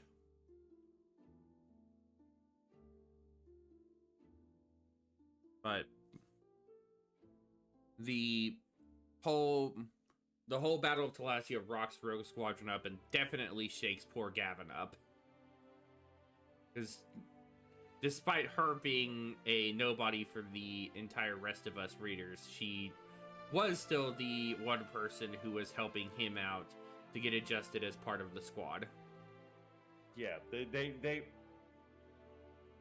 she doesn't get a whole lot of She doesn't get a screen whole time. lot of showing of what she does. And yet when she dies, they're trying to make the reader be like, oh my god, this is so sad. And you're like, who's this bitch? Who is she? Like, I don't know anything about her. And then like at one point, it really think it was kind of is Corrin? like,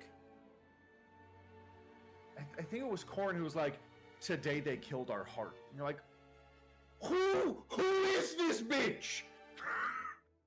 now I know she does a bit in the early parts of the book, but after that, she basically just fades into the background. Yeah. Like, she's pretty present throughout the first, like, 6 or 7 chapters. Or, like, when Corrin is doing stuff specifically. Because she tries to, like, reach out and connect with Corrin and Oral a bit. She connects with them a little bit. But after that, it just... nothing. She fades out into the fucking background. She becomes a background piece until her death. It's fucking absurd. They go through that whole bit, which, yeah. And then we get to the next bit of military operations, which was It was the Black Moon station. Was it Black Moon base? Is it that one, or is that Yes. after this? That after Perfay gets absolutely fucking jobbed. That would be. Goes out like a fucking bitch. I want to say that's F. Is that after? I'm pretty sure that's F. Yeah, they are. I know there is a battle that occurs before the Battle of Black Moon Station, because they find out about Black Moon Station with Corrin and Aaron Kraken working on shit. Yeah, so Or not it's Kraken, Page. Kraken doesn't appear until way later in this book, in this series. He doesn't appear until like third or second book. There's a small battle beforehand. Yeah, there's a small battle beforehand. And then there's attempt 1 and attempt 2 of Black Moon. Yeah, because attempt 1 is where they go through on the approved plan by the Provisional Council from the Bothan General, Curse Crefay. Which, I had a remark about that in my Zinj playthrough. So I was going through attacking the New Republic worlds. And I got to one battle where I saw a Bothan here. I'm like, oh, I've never seen this character before. I don't remember them. Because it's been a minute and I know they've added a bunch of stuff in the mod. So when I got into the battle, I checked to see who it was. And then I'm like, I saw the name Crefay and something in my brain too, like, ain't no way this is that motherfucker. This motherfucker did.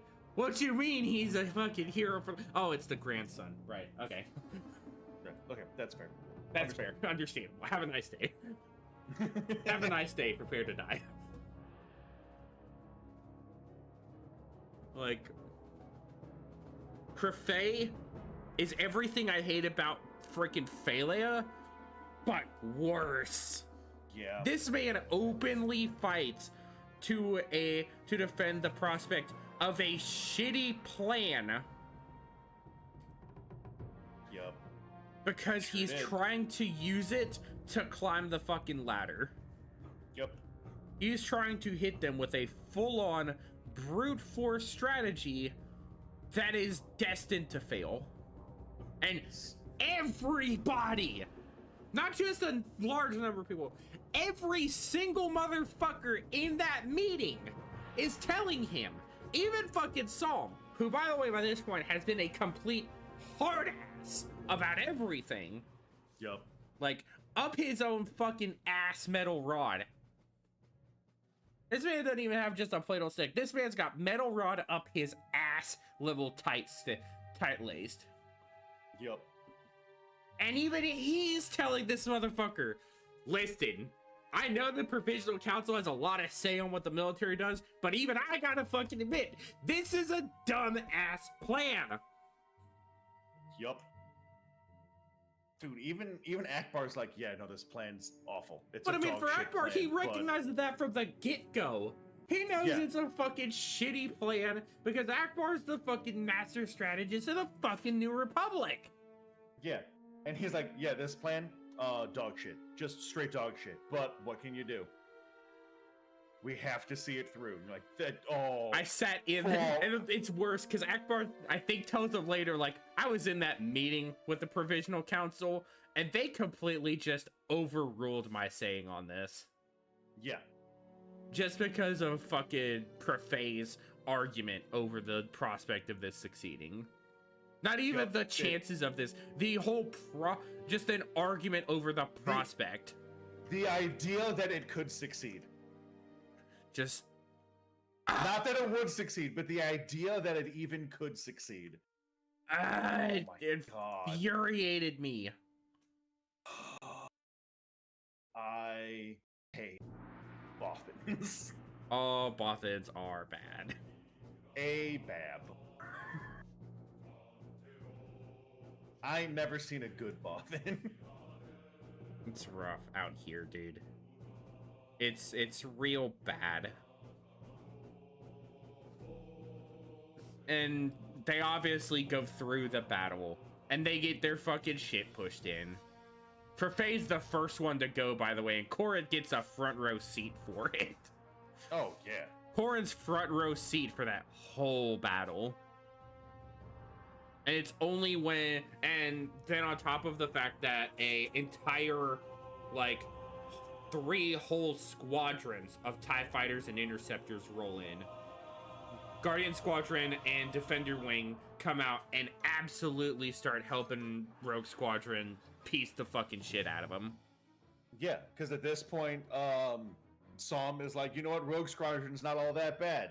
Your fucking M3 droid really came through for us. We accept the deal. And everyone's like, what the fuck happened? I'm not gonna, if I say something, the magic will end. I need Psalm to be cool. Like, and Psalm does kind of redeem himself a bit as a character throughout that, after that point. Like, he becomes a more likable individual. Like, you understand his position a little more on things, where he's kind of been, he's being ridden by the fucking Provisional Council like every other fucking member of the military. Yep. But boy, does he hate Tycho. I mean, there's a reason for it. Yeah. It's there's dumb, dumb, there's a reason for it. It's a dumb reason, but it is a reason. And as we learn later, it's a reason that could almost cost, it's a reason that actually almost cost him his life. Yeah.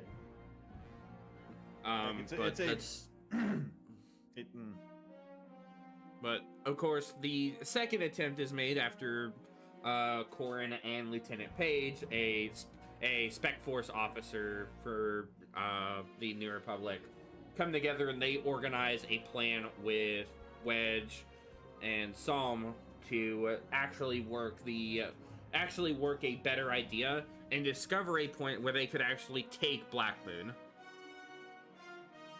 Yup. All because of an astromech droid. All because of an astromech. They always save the day, dude. Astromechs are cool. That they are.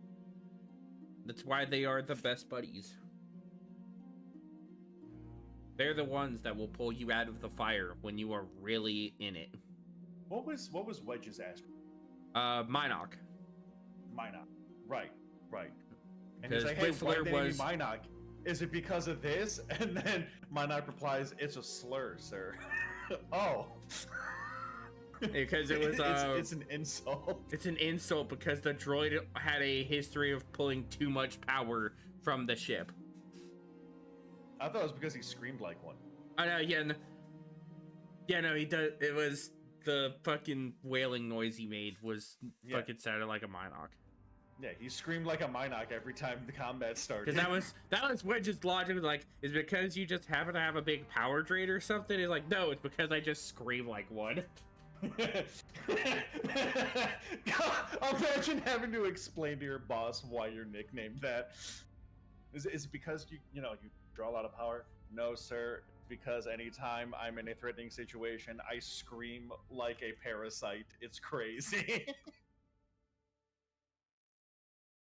But we also, that whole arrangement is going on. The other part of this whole, the other ending to this whole thing kind of comes up, and the battle that ensues following is much more organized, despite the fact that, once again, typical Rogue Squadron Top Gun fashion, the odds are stacked against them when entire massive wings of fighters and interceptors appear. Yup. But with Corin's quick thinking, they're able to come up with a plan that lets the entire squadron get away, while Corin baits them out into the planet. They try to fight him out in orbit, but Corin figures that they're not going to be able to do that here, so the best way to fight them is to lead them through the smog of the planet. Yep.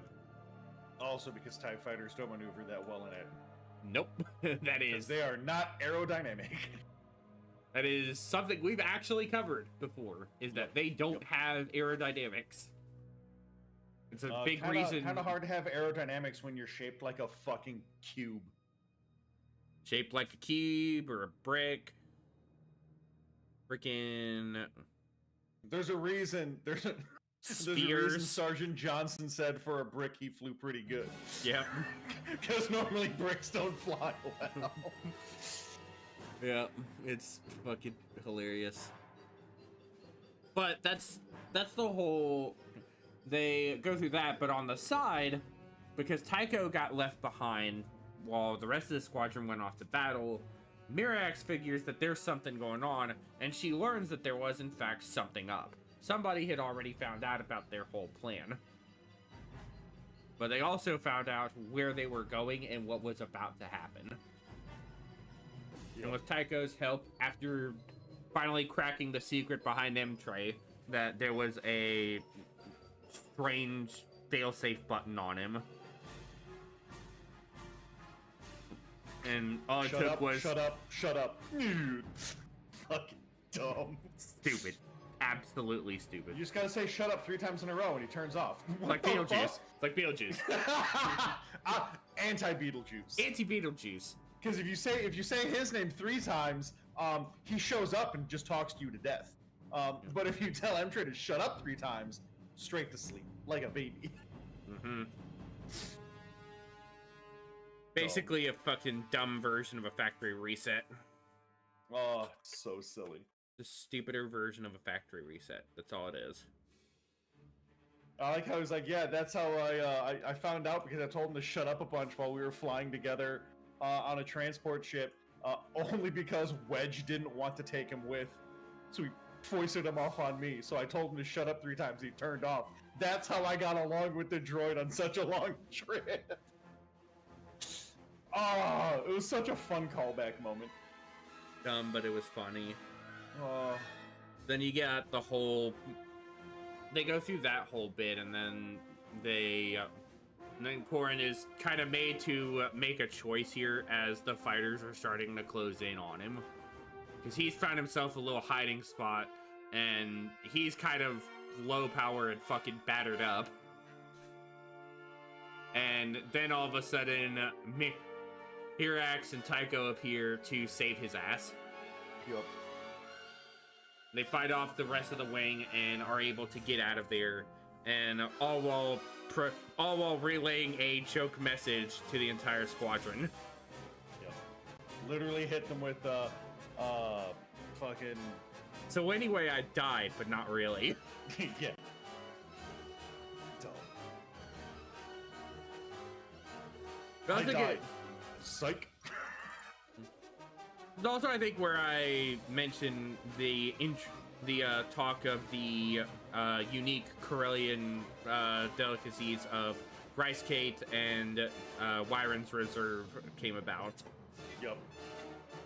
I mentioned that in one of our FFG games at one point. Whoa, you had rice cake? Yeah, the rice cake was, which basically is just a whiskey cake. Yep. It's just a whiskey cake, which, by the way, very tasty. But, like, the entire idea behind that would be really cool, and if that were ever a recipe to be produced, like, I would definitely take it. Oh, yeah. So...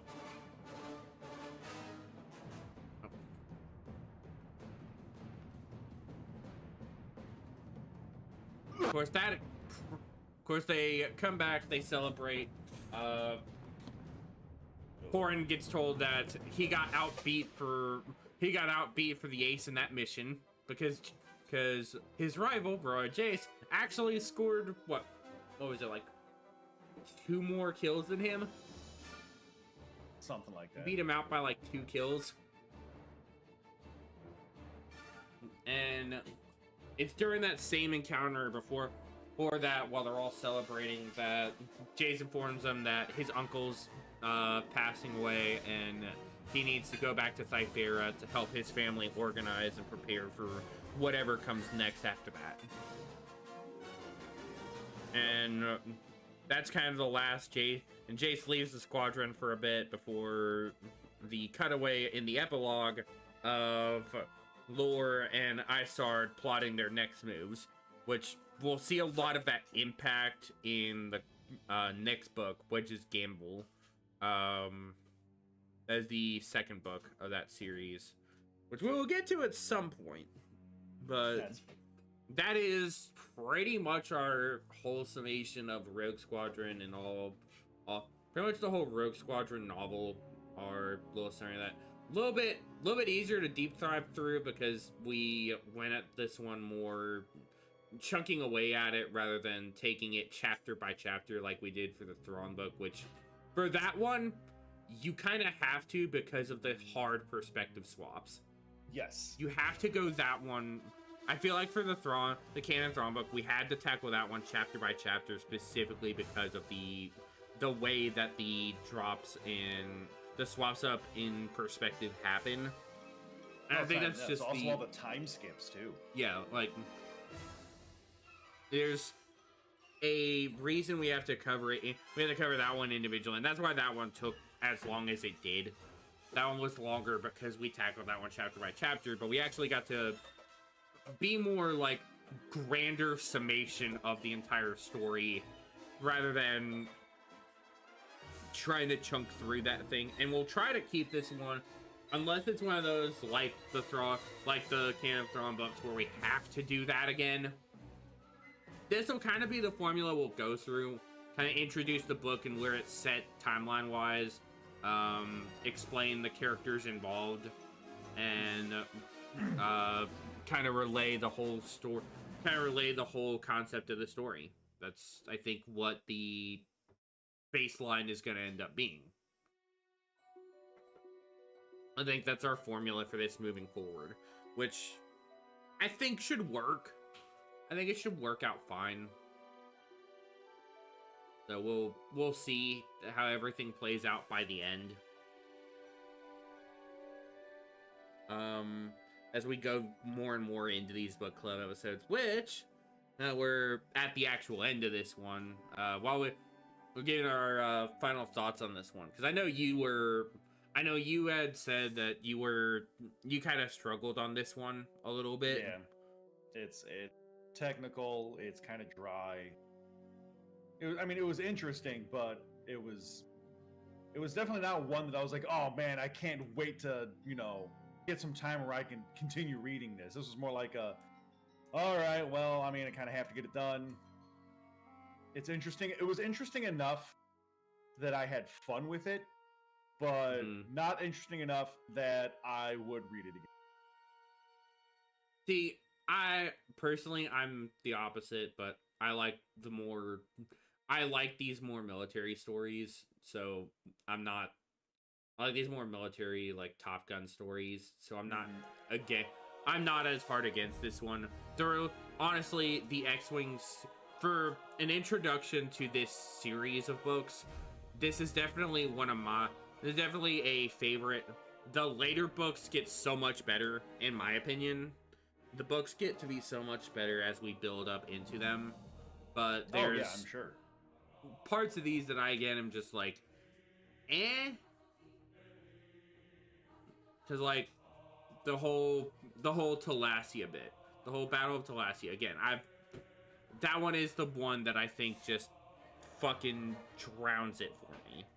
That's one of those moments that's just like, it in the moment is very intense, but when you kind of look at it more retrospectively, like, this was dumb. This was an excuse to come up with a way to kill a character that just ended up fading into the background. Yeah. Because that's exactly what they did. As I mentioned it, Lou Jane Forge had a kind of very prominent presence for the first couple chapters. And then midway through the book, she's a background piece. Yep. And so by the time they get to the last, like, third of the book, they decide to kill her ass off. Yeah, I'm assuming it's because he didn't have much else to do. He's like, oh, fuck, I forgot this character existed. Well, maybe so did everyone else. Let's just kill her off real quick, so that way there's no loose ends. And then we remind everybody that she existed in the first place, because she was the only one who died. The only one! Heart of Rogue Squadron. Fucking stupid. It's one She of those was the like, glue that held Rogue Squadron together. I'm sorry. if there was any character in that group that actually served as the glue for that group, it would definitely be Noara Ven. Oh, absolutely. Noara Ven is definitely like one of the key cornerstone characters that hold that group together. Because I feel like there's 4 characters in that group who really hold it together: Noara Ven, Tycho Sochu, Wedge Antilles, and Gavin. Yep. Those 4 hold that entire group together.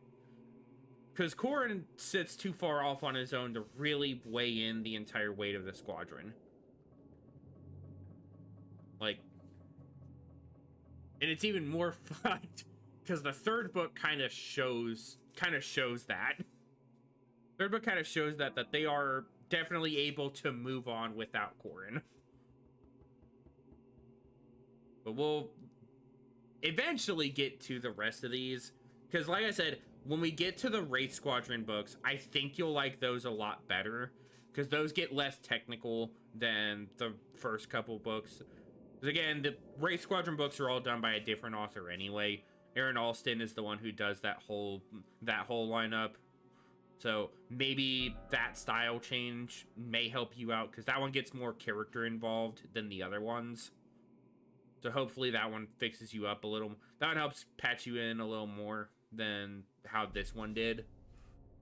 You may get attached to them, because personally, Wraith Squadron's actually that was another fun one, and I think if I could measure them differently, Rogue Squadron for its story was better.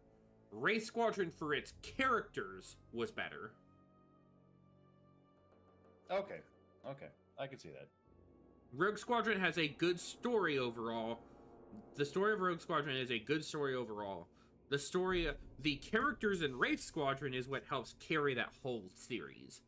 Because if you go into it, especially with the mindset, like, this is supposed to be like a Bad Company style story. Bunch of rejects and near dropouts who are getting their last chance in the military before they are ultimately thrown to the wolves.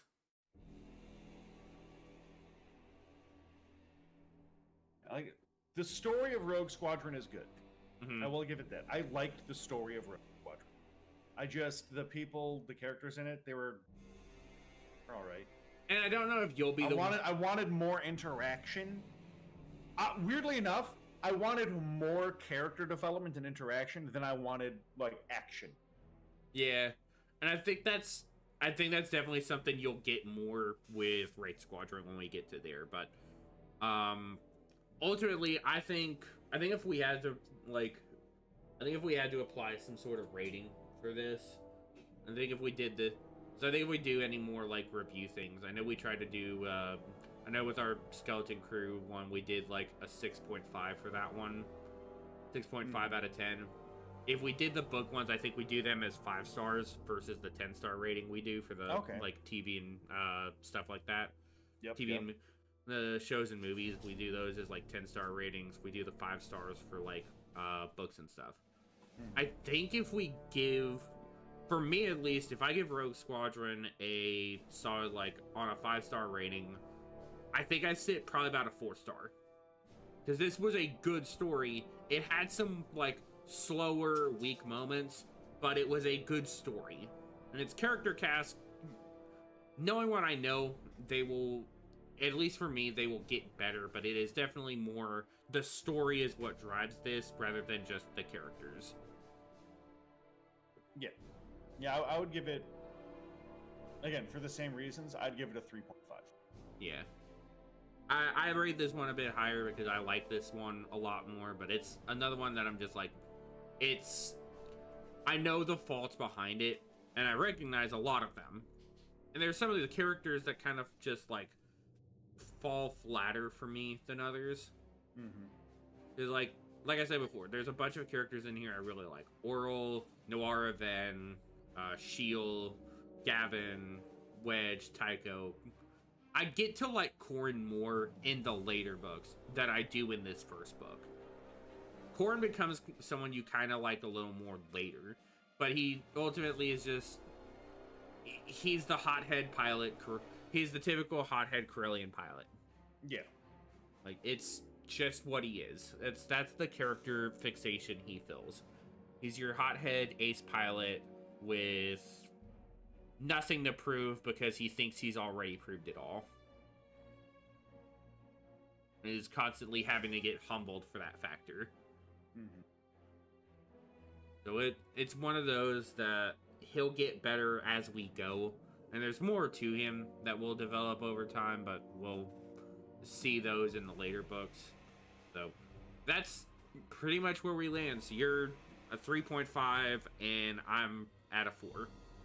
Yeah. I think I enjoyed the story a lot more than the story, and the aspects of everything on the technical end were fun enough for me because I'm into that weird nonsense like that.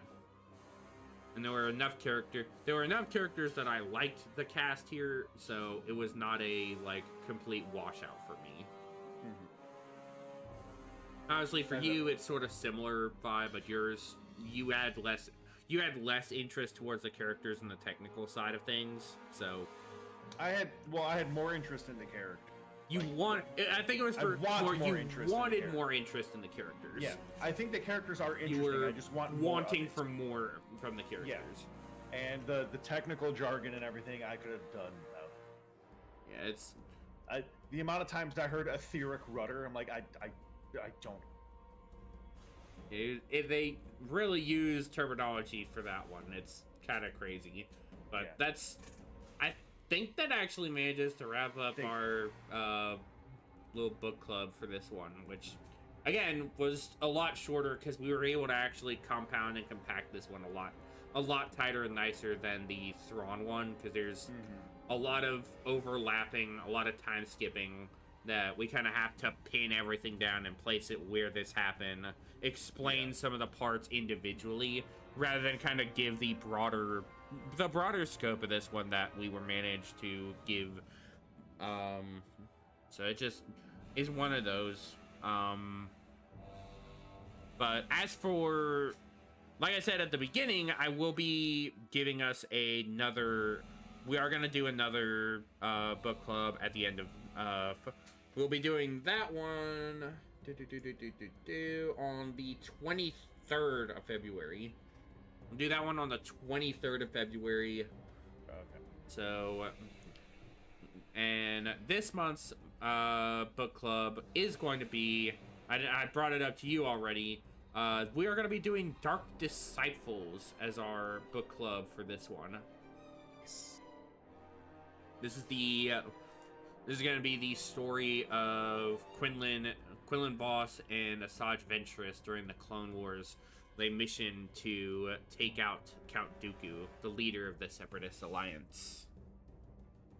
So we will be poking and digging into that story, and you'll actually get a bit more. I think this will be, if you were already a fan of Asajj just from our episode of it, this one definitely solidifies this character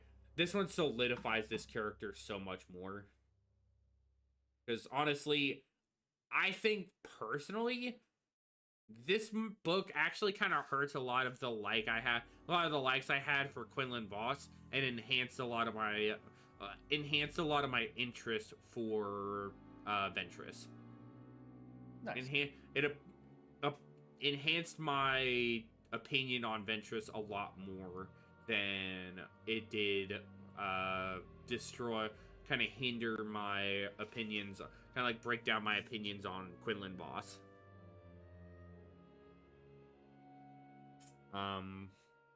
So we'll get to that one at the end of the last Sunday of this month. That's always when we do these. We didn't get to it last week because powers beyond our control were unable to let us do that. As well as our book club announcement, we will go ahead and announce our podcast for this Saturday. So instead of trying to do the Skeleton Crew review again, because last time we had too many fucking technical issues. We're just not gonna bother. It was a little rough. It was bad. We pretty much wasted 2 hours for us to talk about that whole series. It was rough. A series that in the end was just kind of mid. It was okay. It was, it was like we said, 6.5 out of 10. Done. It was 6.5 out of depressing. 10. Needed 8 more episodes worth in the oven. Yeah, it was distressing. Yeah, it was not fun, but the part of that is the byproduct of me moving to YouTube and a lot of the shenanigans of having to get used to that versus getting used to the Twitch formula as is. So we'll be trying to get more used to all of this as we go. But the next podcast episode, per Jake's own point, because I had him pick out this one. We are going to be doing the no, since we're actually doing this one live, I'll let you make the announcement for this one, because we've pretty much established what we're doing. So we're gonna, you and me have already talked about it, so I'll let you kind of do the announcement, since I said I'd let you do it during the actual stream. Dope. Okay, so the way it worked out is I wanted to do B-Wings. Yeah. But B-Wings, there's not enough there for a full episode. No. So I realized, hey, we did the Empire Starfighter. What if we do like the Rebel and New Republic Starfighter? And so that is there's going to be the thing. Yeah, there's a lot we can do with that one, because unlike the TIE Fighters, which is just, here is the multitude of different variants of TIE Fighter. Here is TIE Fighter with pointy wing. Here is TIE Fighter with 3 wing. Here is TIE Fighter with no wing. Here is the worst of them all, the TIE Pod Racer. I hate that thing so Awful. But then we get to, but with this one, because I know there is not as wide a scope of Rebel fighters, there is a lot more we'll get to play around with as far as ideas and the narratives of some of these fighters. Because some of these do have, like, stories for how they were acquired and developed. Oh, yeah. So, because, like, the whole story of the X-Wing. The X-Wing is probably the biggest one that we'll get to cover in that one. We'll even get to establish some of the more obscure fighters that were used. Because, fuck, is there a lot of those? V-Wing, the K-Wing. The E-Wing. The E-Wing, all the good shit. All the different The H-Wing. There's a lot. There's gonna be a lot. We'll have fun with it though, because that's us getting to talk about fucking ships again. And me and Jake are both fucking. That's our fucking tism with Star Wars. Is fucking ships. Love the ships, dude. That's our fucking tism with Star Wars, is the fucking ships. They're the best part. The best. Kind of what we talked about, and I'll bring this up again because it may be something I actually end up doing at some point, and I'll actually do this one. I'll actually do it as a live thing if I can get people for it.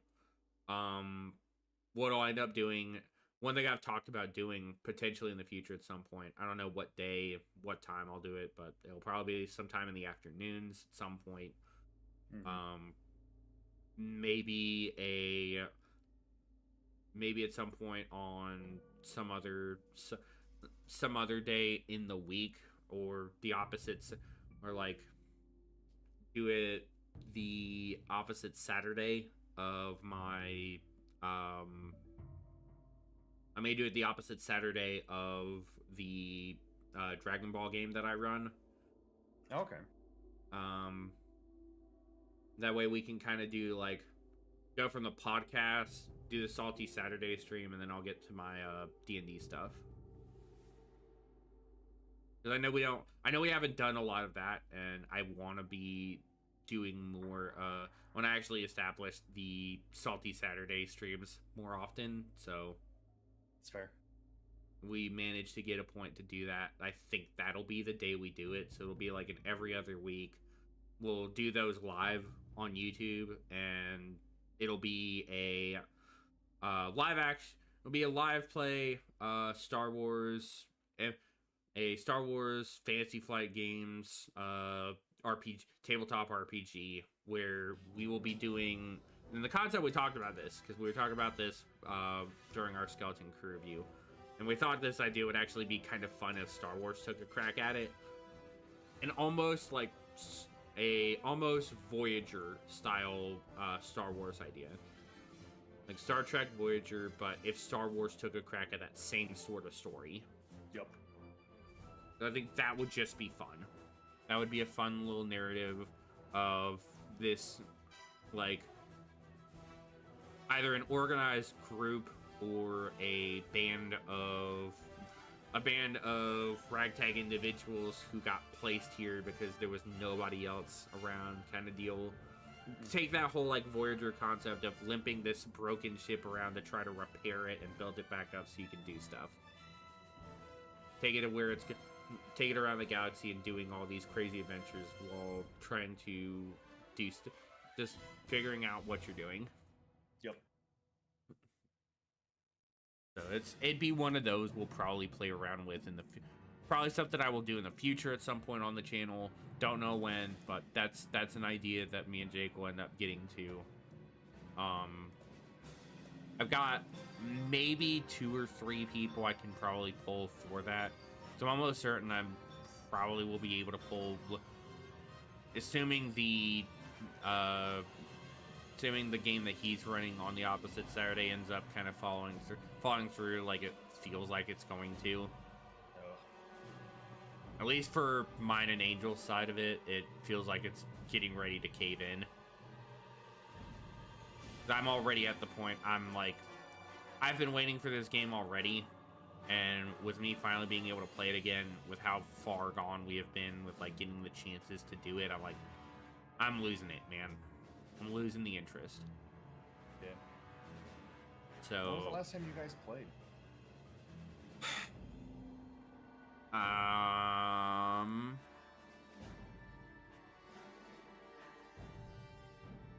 That's not a good sign. It was last year, sometime December, November last year. Jeez, that was Yeah, that's the one that was like our the Strahd continuation. campaign, right? Yeah, it was our continuation of a Curse of Strahd campaign that Logan started. That's one of those I've been patiently waiting because I know he's been trying to build it up and get it all ready for it, but at this point, with how our group has kind of progressed, and how long the game has been sitting stagnant. Because again, I went through a whole like hiatus throughout December, like blocked myself out of playing other games. I just was not going to be in it. It's losing its fucking flair for me. Yeah. But hopefully at some point this year I'll get switched back to days. I'll have way more availability to do stuff. well, that'll help out, especially because I know in the middle of the week, at least, I know Thursday and Wednesday I'm pretty much open because I'm not in the admin game for the. I'm not in the admin game on Wednesday, and I know Izzy's got she's got the Pathfinder game that she does, so I know I'm not in either of those. Game? He's looking at doing a Pokemon Tabletop Unite game now. Oh. The one that we were doing apparently has been thrown out, I guess. I don't know what. I think they've kind of canned that one, which sucks because I was actually getting into that one. That one was fun. One of the few times I got to play around with like an exploration game and was actually kind of into it. Yeah. Yeah, it was a fun one. It sucks that I had to quit too. That sucks. Yeah, that was a good one. I liked it. That one also kind of hurt. I'm like, that one also kind of hurt that. Also was rough that Angel's fucking character died. Yeah. Angel was our first actual fucking character fatality. When is Angel not a character? He loses more character than I think anybody else.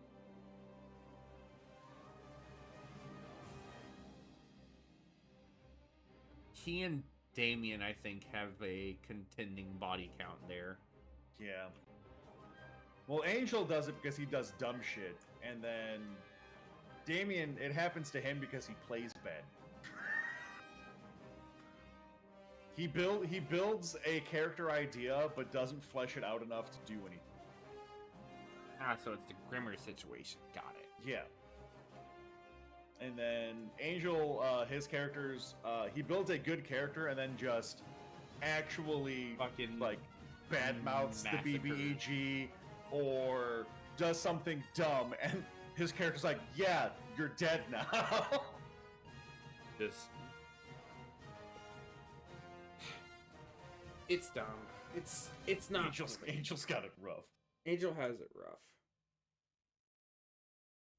Yeah, that'll probably be something I'll look at doing that'll probably be a game idea I'm looking at doing in the future.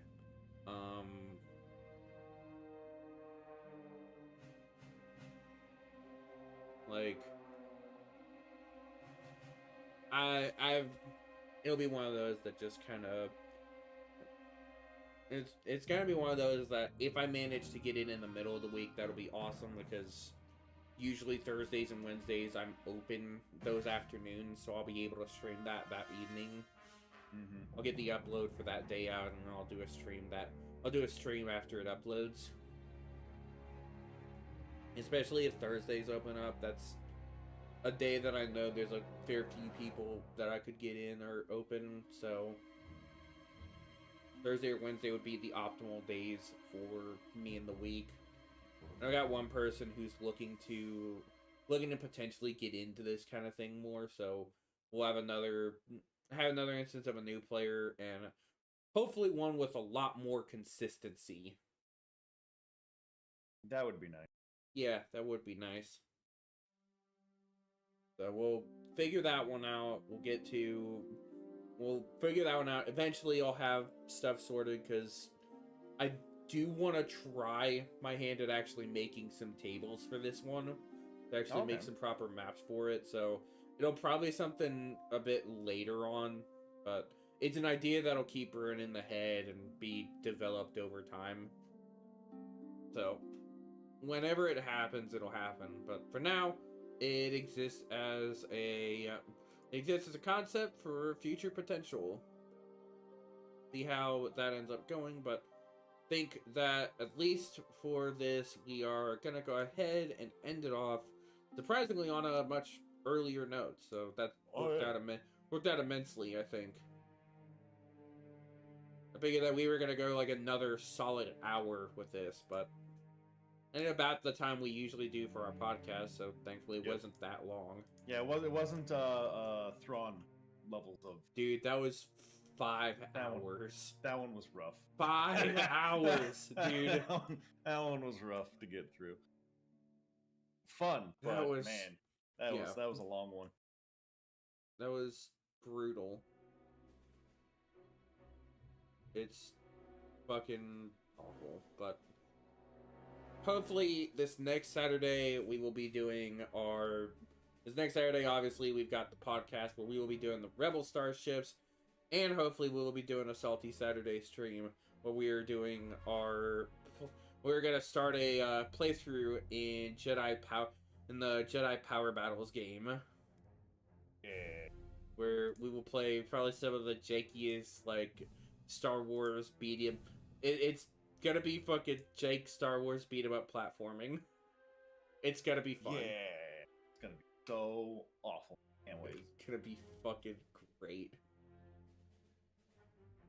So, of course, the schedule for the week is gonna have a lot of the Revan's Revenge playthrough going up, but I'm debating on changing out the New Republic episodes for that, and possibly going in to do some, possibly changing it up and starting up a newer playthrough of another game. Oh yeah. Yeah, I'm debating trying to do what was it? The 40K Chaos Gate Demon Hunters. The 40K XCOM light game. Oh, okay. I'm gonna try to take a stab at that one, because I don't know what it is lately. I suddenly developed this, like, weird interest towards playing Grey Knights. I don't know why. It's weird. I don't know what my fascination is with the Knights of the Silver Baby Carrier, but just I don't know what The drew Knights of the Silver Papoose. the Knights of the fucking Silver Baby Carrier. I don't know what drew me into wanting to try out Grey Knights more. Like, because originally I did not like Grey Knights for any measure. Yeah. But I've been looking at it and I'm just like, do I want to do this? Like, this seems like it'd be something that could be interesting. I don't know, but there's a little minor thing that I'll add on is like, I'm wanting to do the Chaos Gate series.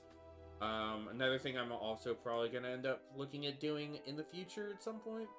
I may be looking at adding like live play, like live stream 40k matches on Tabletop Sim to my docket of stuff.